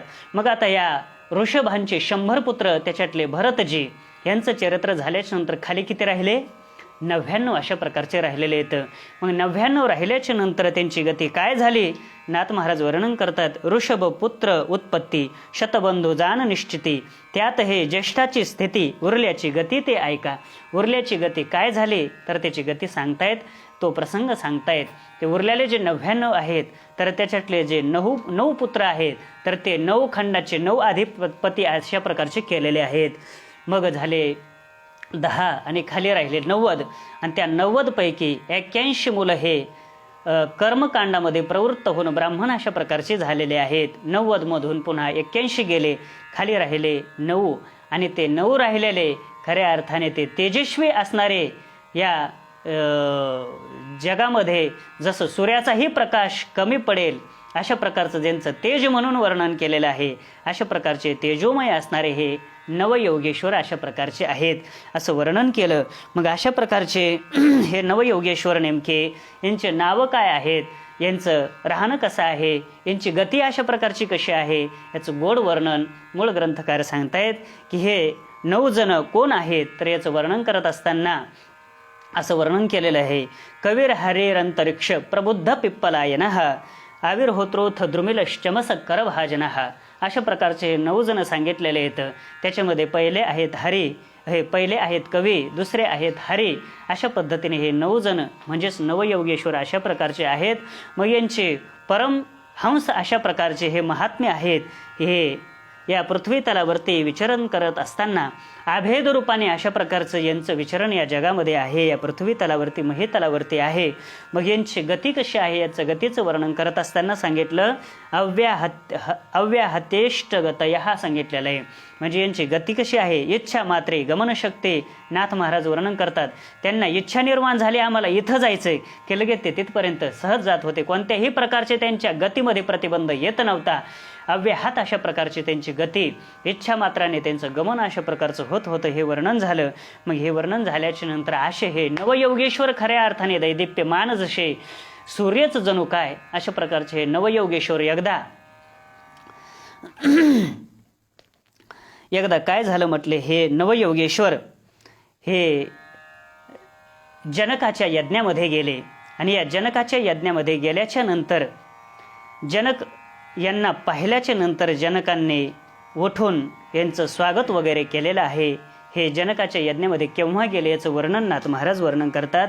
होम होता संपूर्ण पूर्णाहुती समयी जाण येता देखिले नवही जण देदीप्यमान निज तेजे.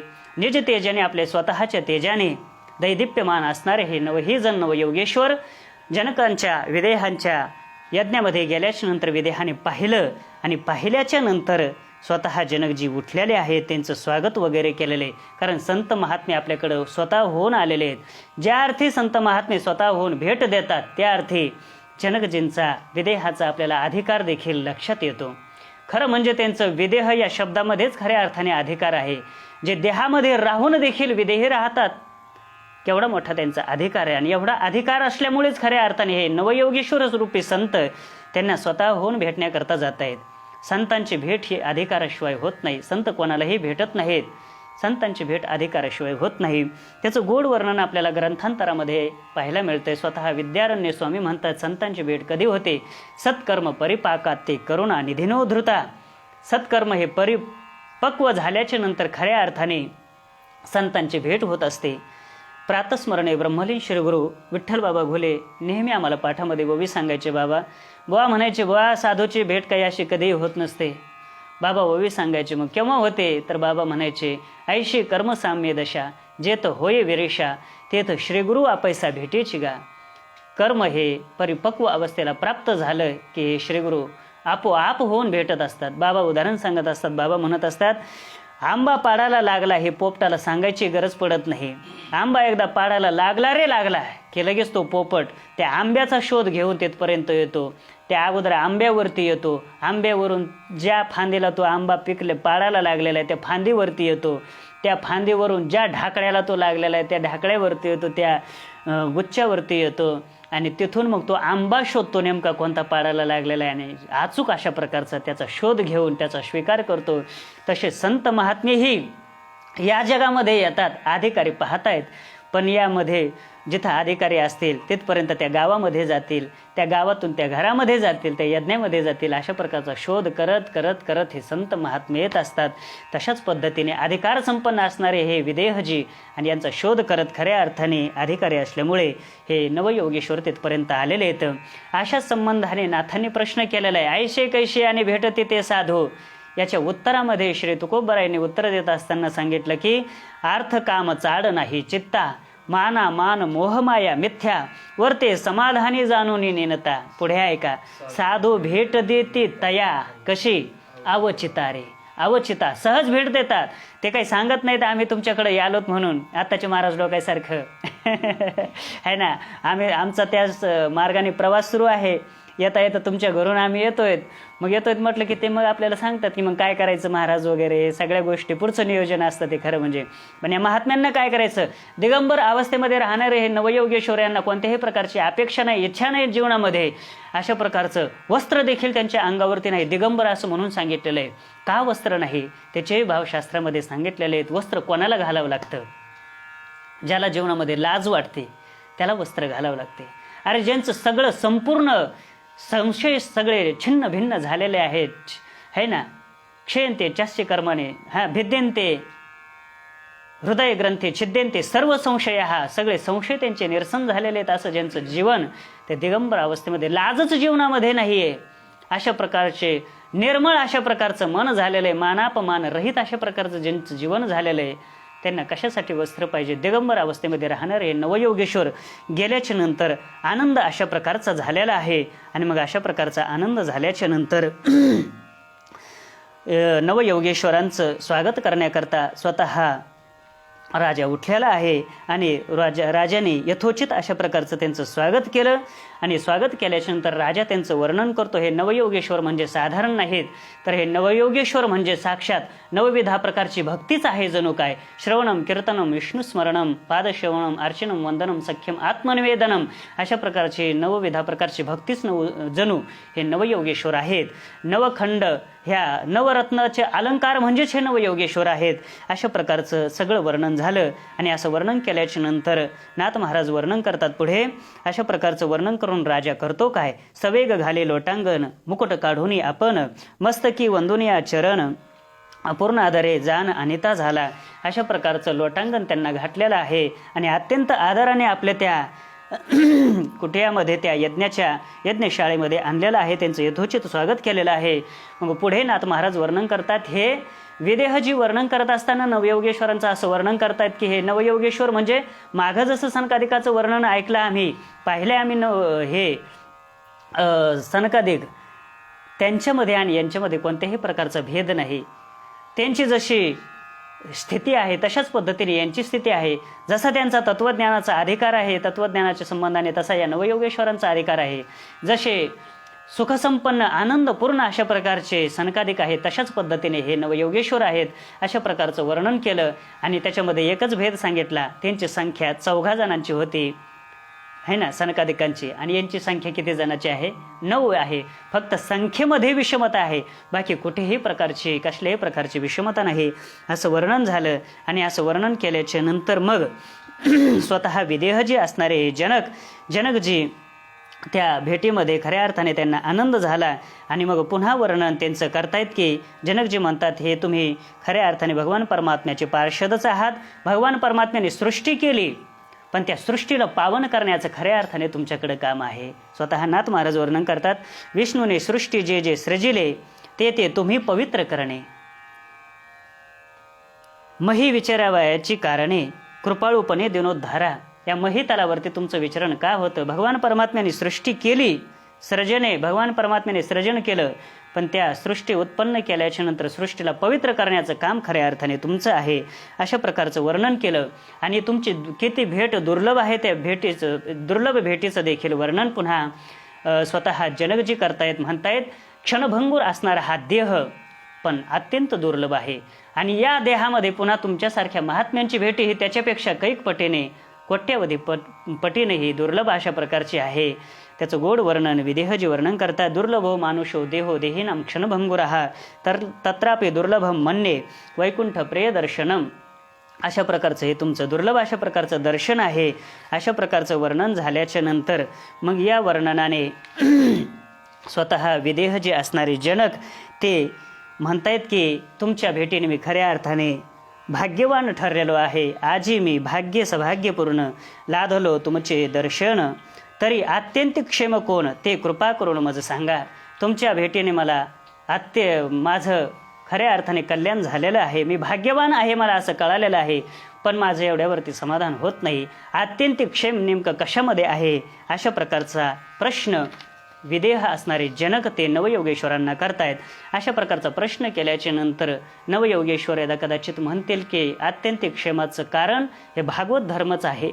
तर असं म्हटल्याच्या नंतर हे नवयोगेश्वर असणारे पुन्हा नवयोगेश्वरांना विदेह जे असणारे म्हणतायत, जनकजी म्हणतायत, आत्यंतिक क्षेमाचे वर्म जरी म्हणाल भागवत धर्म, त्या धर्माचा अनुक्रम सांग सुगम सांगाजी. मग तुम्ही जर म्हणाल की आत्यंतिक क्षेमाचं वर्म हा भागवत धर्म आहे, तर या भागवत धर्माचं वर्णन मला तुम्ही रूपाने सांगा. अशा प्रकारचं विनंती केल्याच्या नंतर जनकजींच्या पुन्हा लक्षात येतं की आपण यांना विनंती केली पण आपला अधिकार आहे का नाही हे पाहिलं नाही. मग पुन्हा अधिकाराच्या संबंधाने स्वतःहून विदेह असणारे जनक ते नवयोगेश्वरांना म्हणतायत की हे भगवान, मी भगवान तुम्हाला मी हा प्रश्न केलेला आहे. धर्मान भागवतान ब्रूत यदि न श्रुतये क्षमम, आणि अशा प्रकारचा प्रश्न केला. पण या श्रवणाचा अधिकारी मी जर असलो तरच मला खऱ्या अर्थाने तुम्ही उपदेश करा. कारण असं आहे, अधिकाराशिवाय जर उपदेश जर केला तर तो उपदेश फलद्रूप होत नाही. म्हणून अत्यंत लीनतेने नम्रतेने विदेह असणारे जनक ते नवयोगेश्वरांना म्हणतात. नाथ महाराज वर्णन करतात, परिसावया भागवत धर्मी श्रवणाधिकारी असो जरी आम्ही, तरी कृपा करून तुम्ही सांगावे स्वामी सकळ धर्म. अशा प्रकारचं वर्णन केल्याच्या नंतर अशा प्रकारचा हा प्रश्न नवयोगेश्वरांनी ऐकला आणि त्यांनाही देखील खूप आनंद झाला. ऐकून विदेहाचा प्रश्न नम्र प्रश्न संतोषले नवही जन, तेची श्रीमुखे नारद आपण करी निरूपण वसुदेवा.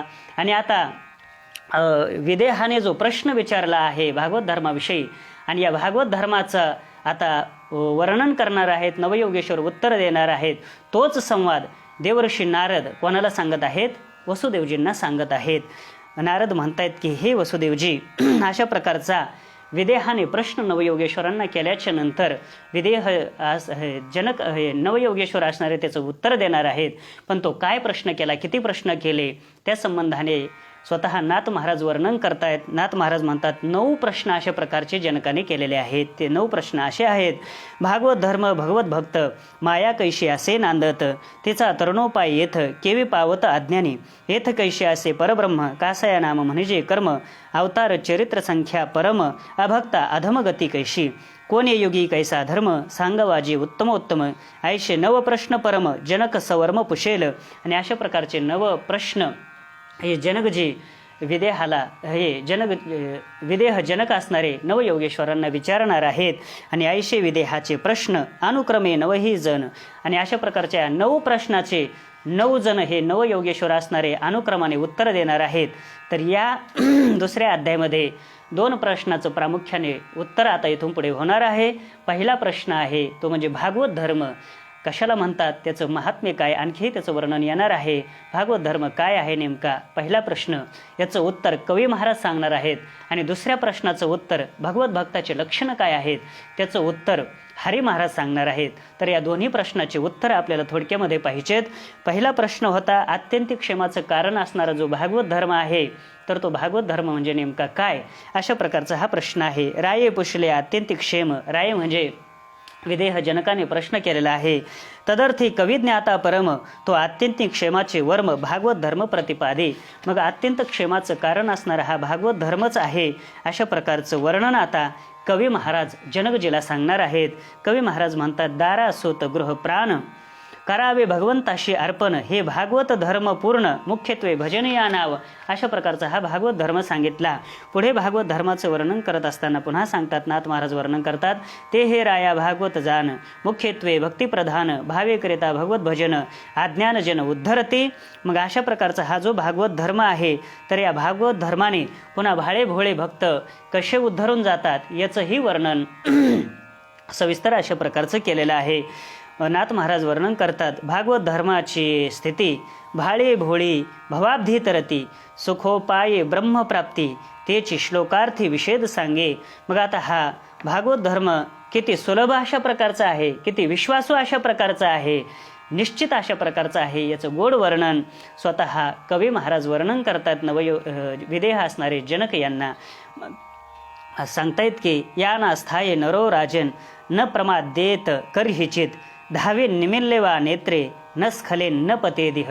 हा भागवत धर्म एवढा सुलभ अशा प्रकारचा आहे, एवढा निश्चिततेचा आहे की या मार्गावरती चालत मार्गक्रमण करत असताना अगदी डोळे झाकून जरी मनुष्य जरी निघाला भोळा भाबडा, तरी देखील त्याचा निश्चित अशा प्रकारचा उद्धार होणार आहे, असा निश्चित अशा प्रकारचा हा मार्ग आहे. जसं तुकोबराय आपल्या साधनेविषयीची निश्चितता प्रगट करत असताना तुकोबराय म्हणतात, तुका म्हणे तुम्ही चला याची वाटे, पांडुरंग भेटे भरवशेनी. भगवान परमात्मा नक्की भेटेल, तुम्ही या वाटेने नक्की चला, अशा प्रकारची ग्वाही विश्वास तुकोबराय प्रगट करतात साधनेविषयी. तशाच पद्धतीचा विश्वास या भागवत धर्माविषयीचा प्रगट करतात. हा भागवत धर्म डोळे झाकून जरी आपण या भागवत धर्माचं मार्गक्रमण करायला लागलो तरी देखील त्याचा उद्धार झाल्याशिवाय राहणार नाही. मग हे डोळे झाकून म्हणजे आंधळा मनुष्य नेमका कोण आहे, कोणाला आंधळं म्हणायचं, तर याचा भाव नाथ महाराजांनी वर्णन केला. नाथ महाराज म्हणतात की श्रुती आणि स्मृती हेच कोणी दोन डोळे आहेत. म्हणजे ज्याला श्रुतीचंही ज्ञान नाही, स्मृतीचंही ज्ञान नाही, असा एखादा साधारण व्यक्ती असेल, त्यांनी जरी या भागवत धर्माचा जर अवलंब केला तरी देखील त्याचा उद्धार झाल्याशिवाय राहणार नाही. अशा प्रकारचा हा निश्चित मार्ग आहे. नाथ महाराज वर्णन करतात, श्रुती स्मृती हे दोन्ही डोळे, येणे विन जे आंधळे, तेही हरिभजनी धावता भावबळे, पडे ना आडखुळे सप्रेम योगे. अशा प्रकारचे निश्चित गंतव्य स्थानापर्यंत ते जातात. पुन्हा कवी महाराज म्हणतात पुढे, नवयोगेश्वरापैकी जे कवी महाराज आहेत पहिले, तर ते पुन्हा विदेह असणारे जनक त्यांना म्हणतायत, कैसे कैसे भागवत धर्म केवी भगवंती अर्पे कर्म, अति गुहे उत्तमोत्तम निज भजन वर्म ऐकराया. ऐकराया आणखी या भागवत धर्माचं वैशिष्ट्य मी तुला सांगतो. हा भागवत धर्म नेमका काय आहे, तर कायेन वाचा मनसेंद्रियर्वा बुद्ध्यात्मना वा अनुश्रुत स्वभावात करोति यद्यत सकलम परस्मै नारायणायती समर्पयेतत. हा भागवत धर्माचं वैशिष्ट्य आहे.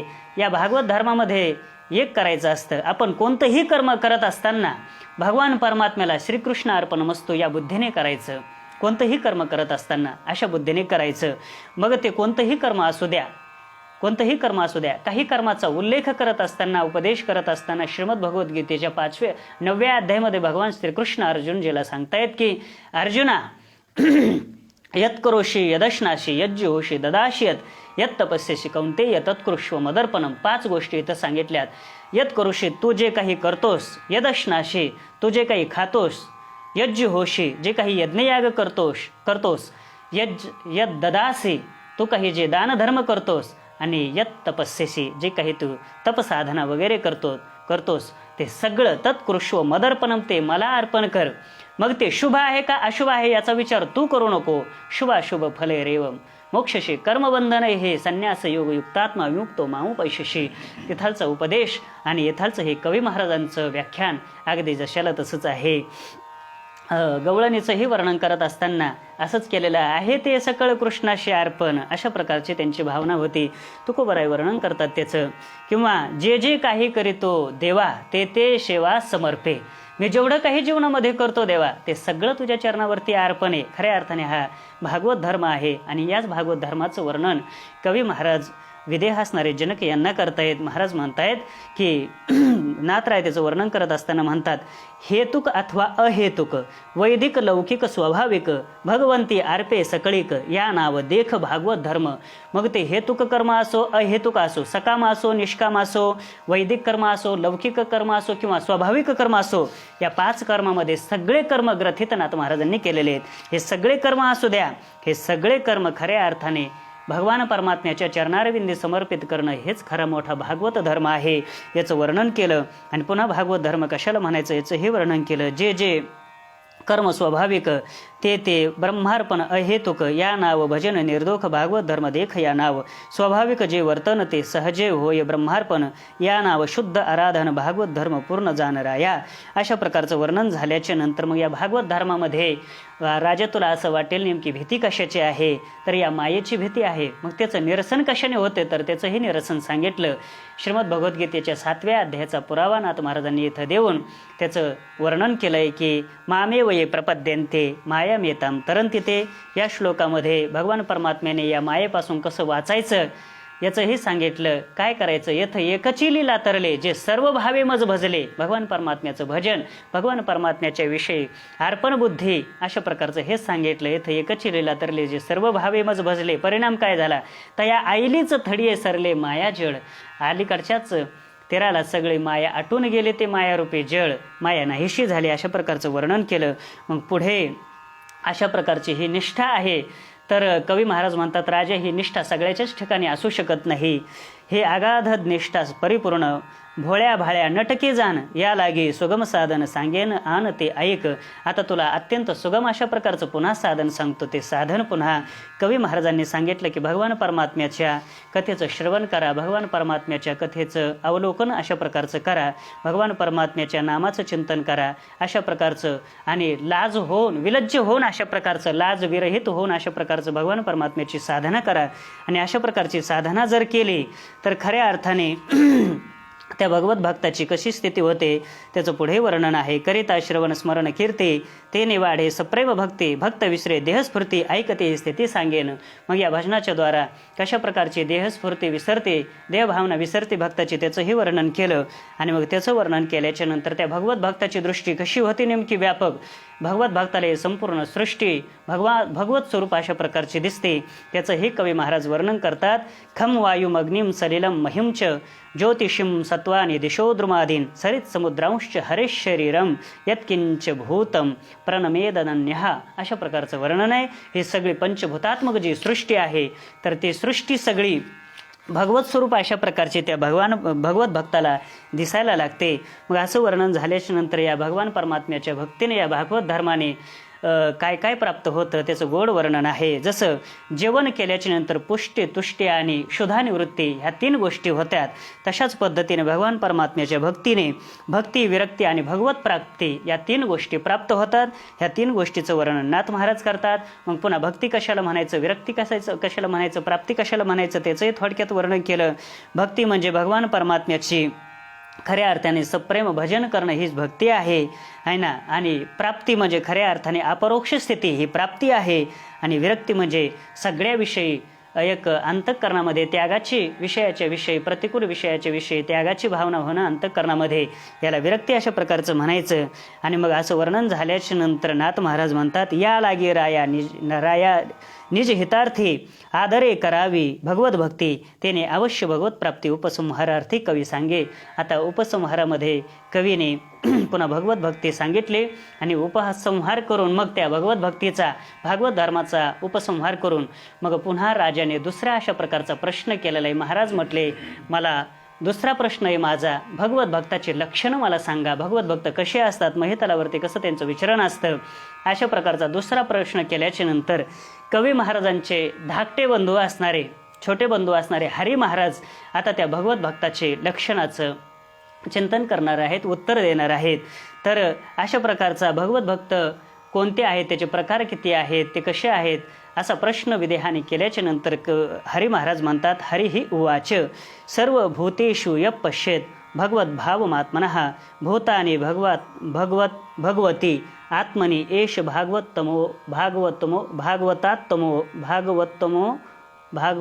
उत्तमः. अशा प्रकारचं हे भगवत भक्ताचे प्रकार करत असताना हरी महाराज 3 प्रकारचे भगवत भक्ताचे प्रकार करतात. पहिला भक्त आहे उत्तम भक्त, दुसरा भक्त आहे मध्यम भक्त आणि तिसरा भक्त आहे प्राकृत भक्त.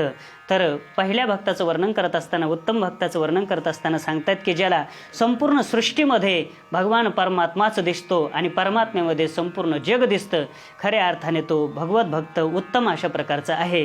त्याचं गोड वर्णन श्रीमद भगवद्गीतेमध्ये केलेलं आहे. यो माम पश्यती सर्वत्र सर्वं च मयि पश्यती, सर्व ठिकाणी मलाच तो पाहतो. नाथ महाराजही वर्णन करतात ना, जे जे दृश्य दिशे ते हरिरूप, हा उत्तम भक्त अशा प्रकारचा आहे. उत्तम भक्ताचं लक्षण झालं. दुसरा भक्त सांगितला तो म्हणजे मध्यम भक्त. तर मध्यम भक्ताचं वर्णन करत असताना नाथ महाराज वर्णन करतात, ईश्वरी प्रेम पवित्र भक्ताशी मैत्री मात्र, आज्ञानी तू कृपापात्र, उपेक्षा निरंतर द्वेषी यांची, अशा प्रकारचा हा मध्यम भक्त आहे. आणि तिसरा प्राकृत भक्त सांगितला. महाराज म्हणतात की पाषाण प्रतिमा हाची देवो, तेथेची ज्याचा पूर्ण भावो, भक्त संत सज्जनांशी पहावो, आणू मात्र देहो लवो निधी. म्हणजे देहखंडानाम आत्मा ईश्वर पाषाण प्रतिमा, अशा प्रकारची ज्याची भावना आहे हा प्राकृत भक्त सांगितला. आणि प्राकृत भक्त सांगितल्याच्या नंतर, त्याने भक्त सांगितल्याच्या नंतर पुन्हा मग उत्तम भक्ताविषयीची जिज्ञासा राजाच्या अंतःकरणामध्ये निर्माण झाली आणि मग पुन्हा उत्तम भक्ताचे लक्षणं, पुन्हा उत्तम भक्ताचं वर्णन, उत्तम भक्ताची स्थिती, उत्तम भक्ताचं सगळ्या गोष्टीचं वर्णन त्याचं कसं असतं सविस्तर अशा प्रकारचं खालच्या हे जे काही 7-8 श्लोक आहेत त्या सगळ्या श्लोकामध्ये त्याचं वर्णन झालं आणि त्या सगळ्या श्लोकामध्ये वर्णन त्याचं आता सविस्तर रूपाने ग्रंथामध्ये केलेलं आहे आणि पुन्हा त्याच्यामध्येच त्याच्याच अंतर्गत देवभक्ताची अनन्यता अशा प्रकारची सांगितलेली आहे आणि शेवटी पुन्हा भगवान परमात्म्याच्या नामाचं महात्म्य सांगितलं. भगवान परमात्म्याचं नामाचं महात्म्य सांगत असताना नाथ महाराज वर्णन करतात, आवचटे तोंडा आल्या हरी सकळ पातके संहारी ते हरिनाम निरंतरी जे निज गजरी गरजती ऐशे ज्याचे जिव्हेवरी नामनाचे निरंतरी ते धन्य धन्य संसारी स्वानंदे हरी गरजतो. अशा प्रकारचं महात्म्य सांगितलं नामस्मरणाचं आणि नामस्मरणाचं महात्म्य सांगितल्याच्या नंतर या ग्रंथाला आता या अध्यायाला या दुसऱ्या अध्यायाचं उपसंहाराकडे नाथ महाराज येत आहेत आणि नाथ महाराज म्हणतात आणखीही अशा प्रकारचे हे जनक जी विदेह असणारे जनक काही प्रश्न करणारे आहेत त्याचे उत्तर हे नवजनक क्रमाक्रमाने आता पुढे देणार आहेत. या अध्यायामध्ये 2 प्रश्न प्रामुख्याने झाले, भागवत धर्म आणि भगवत भक्ताचे लक्षणं. त्याचे उत्तर कवी महाराजांनी दिलं आणि हरी महाराजांनी दिलं. आता पुढचे जे राजाचे प्रश्न आहेत ते क्रमाने हे नवयोगेश्वर असणारे राहिलेले ते क्रमाक्रमाने देणार आहेत. मग अशा प्रकारचे हे भिन्न भिन्न प्रश्न आणि भिन्न भिन्न उत्तर याने श्रोत्याचे सगळे मनोरथ पूर्ण होतील असे नाथ महाराज म्हणतात. आणि मग अशा प्रकारचे नाथ महाराज म्हणतात त्या प्रश्नाचे गुह्य ज्ञान श्रवणी पाववेल संपूर्ण वदनी वक्ता श्री जनार्दन यथार्थ पूर्ण अर्थवी. आणि मग नाथ महाराज आता उपसंहारामध्ये आल्याच्या नंतर नाथ महाराज म्हणतात हे जे माझ्याकडून सगळं काही ग्रंथकर्तृत्व होतंय तर हे माझं कर्तृत्व नाही, मी कोणीतरी करतो असं नाही, मी काय करणार आहे, माझ्याकडं काय असं सामर्थ्य आहे, हे सगळं करून घेत आहेत ते माझे श्रीगुरू असणारे जनार्दन स्वामींच्याच कृपेमुळे खऱ्या अर्थाने होत आहे.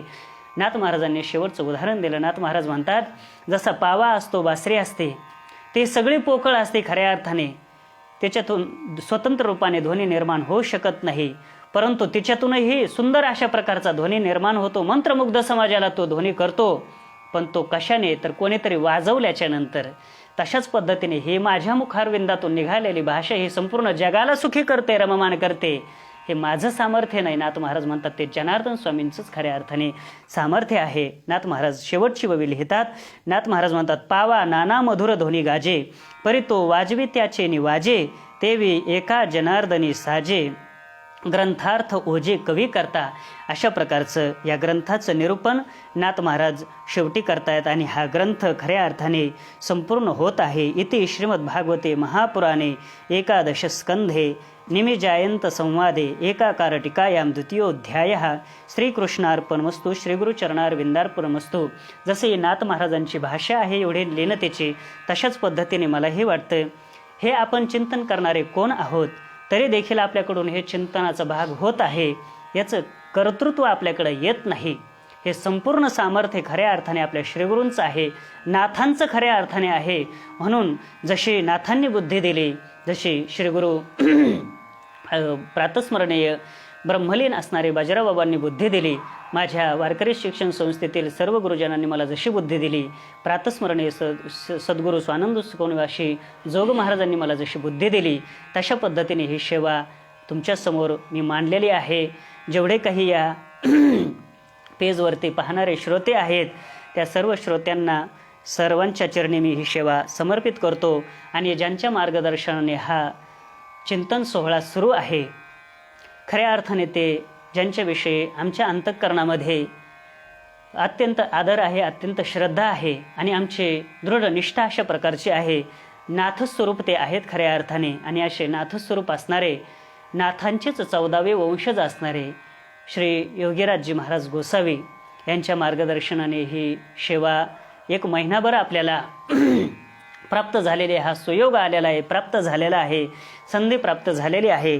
म्हणून सगळ्या श्रोतू मंडळींना, भाविक मंडळीला, गुरुबंधू मंडळीला किंबहुना गुरुवरे मंडळींना हे सर्वांना विनंती आहे की या श्रवणाचा घरी बसल्या बसल्या आपल्याला हा सुयोग प्राप्त करून दिलेला आहे. म्हणून या कार्यक्रमाचे संयोजक मंडळ असेल आणि त्यांच्याच अंतर्गत पुन्हा काही भाविक भक्त मंडळी असतील, या सर्वांच्या चरणी गुरुवर्यांच्या चरणी मार्गदर्शक असणारे श्री योगीराज महाराजांच्या चरणी सेवा समर्पित करून, संयोजकाच्या चरणी समर्पित करून, श्रोतू वर्गांच्या चरणी समर्पित करून, उपस्थित सगळ्याच महाराष्ट्रातील जेवढे काही लोक पेजवरती लाईव्ह आहेत त्या सर्वांच्या चरणी सेवा समर्पित करून माझ्या वाणीला विराम देतो. जाता जाता पुन्हा एकदा आपण ज्या नाथ महाराजांनी आपल्याला एवढं नामचिंतनाचा, एवढ्या ग्रंथाचा हा जीवनामध्ये योग आणून दिलेला आहे, अरे ज्या नाथ महाराजांनी एवढं ग्रंथलिखाण केलेलं आहे त्या ग्रंथाचं, त्या ग्रंथसंपदेचं आपण जीवनामध्ये अनुष्ठानात्मक काही करायचं म्हटलं तर आपल्याला एक जन्म देखील पुरा होणार नाही, एवढं ग्रंथसंपदा त्यांची आहे. त्या नाथांनी एवढं आपल्यासाठी करून ठेवलेलं आहे, आपल्या जडजीवांच्या उद्धारासाठी. त्या नाथ महाराजांचं खऱ्या अर्थाने 1 मिनिट आपण फक्त नामस्मरण करूया आणि आपल्या सेवेला विराम देऊया. एकनाथ भानुदास एकनाथ, भानुदास एकनाथ, भानुदास एकनाथ, भानुदास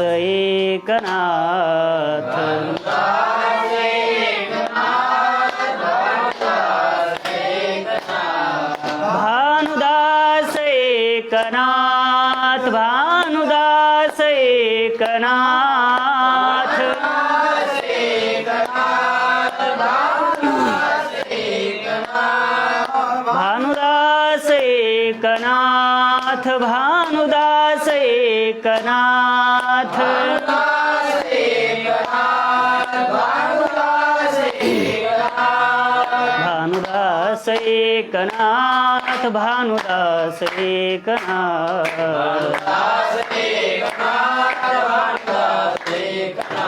भानुदास एकनाथ, भानुदास एकनाथ, भानुदास एकनाथ,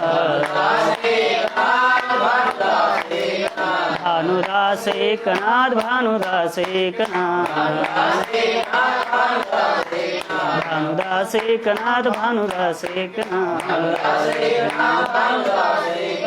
पुंडलिक वरदा विठ्ठल श्री ज्ञानदेव तुकार, पंढरीनाथ भगवान की जय. माऊली ज्ञानेश्वर महाराज की, शांती ब्रह्म एकनाथ महाराज की जय. जगद्गुरु तुकाराम सद्गुरु जोग महाराज की जय.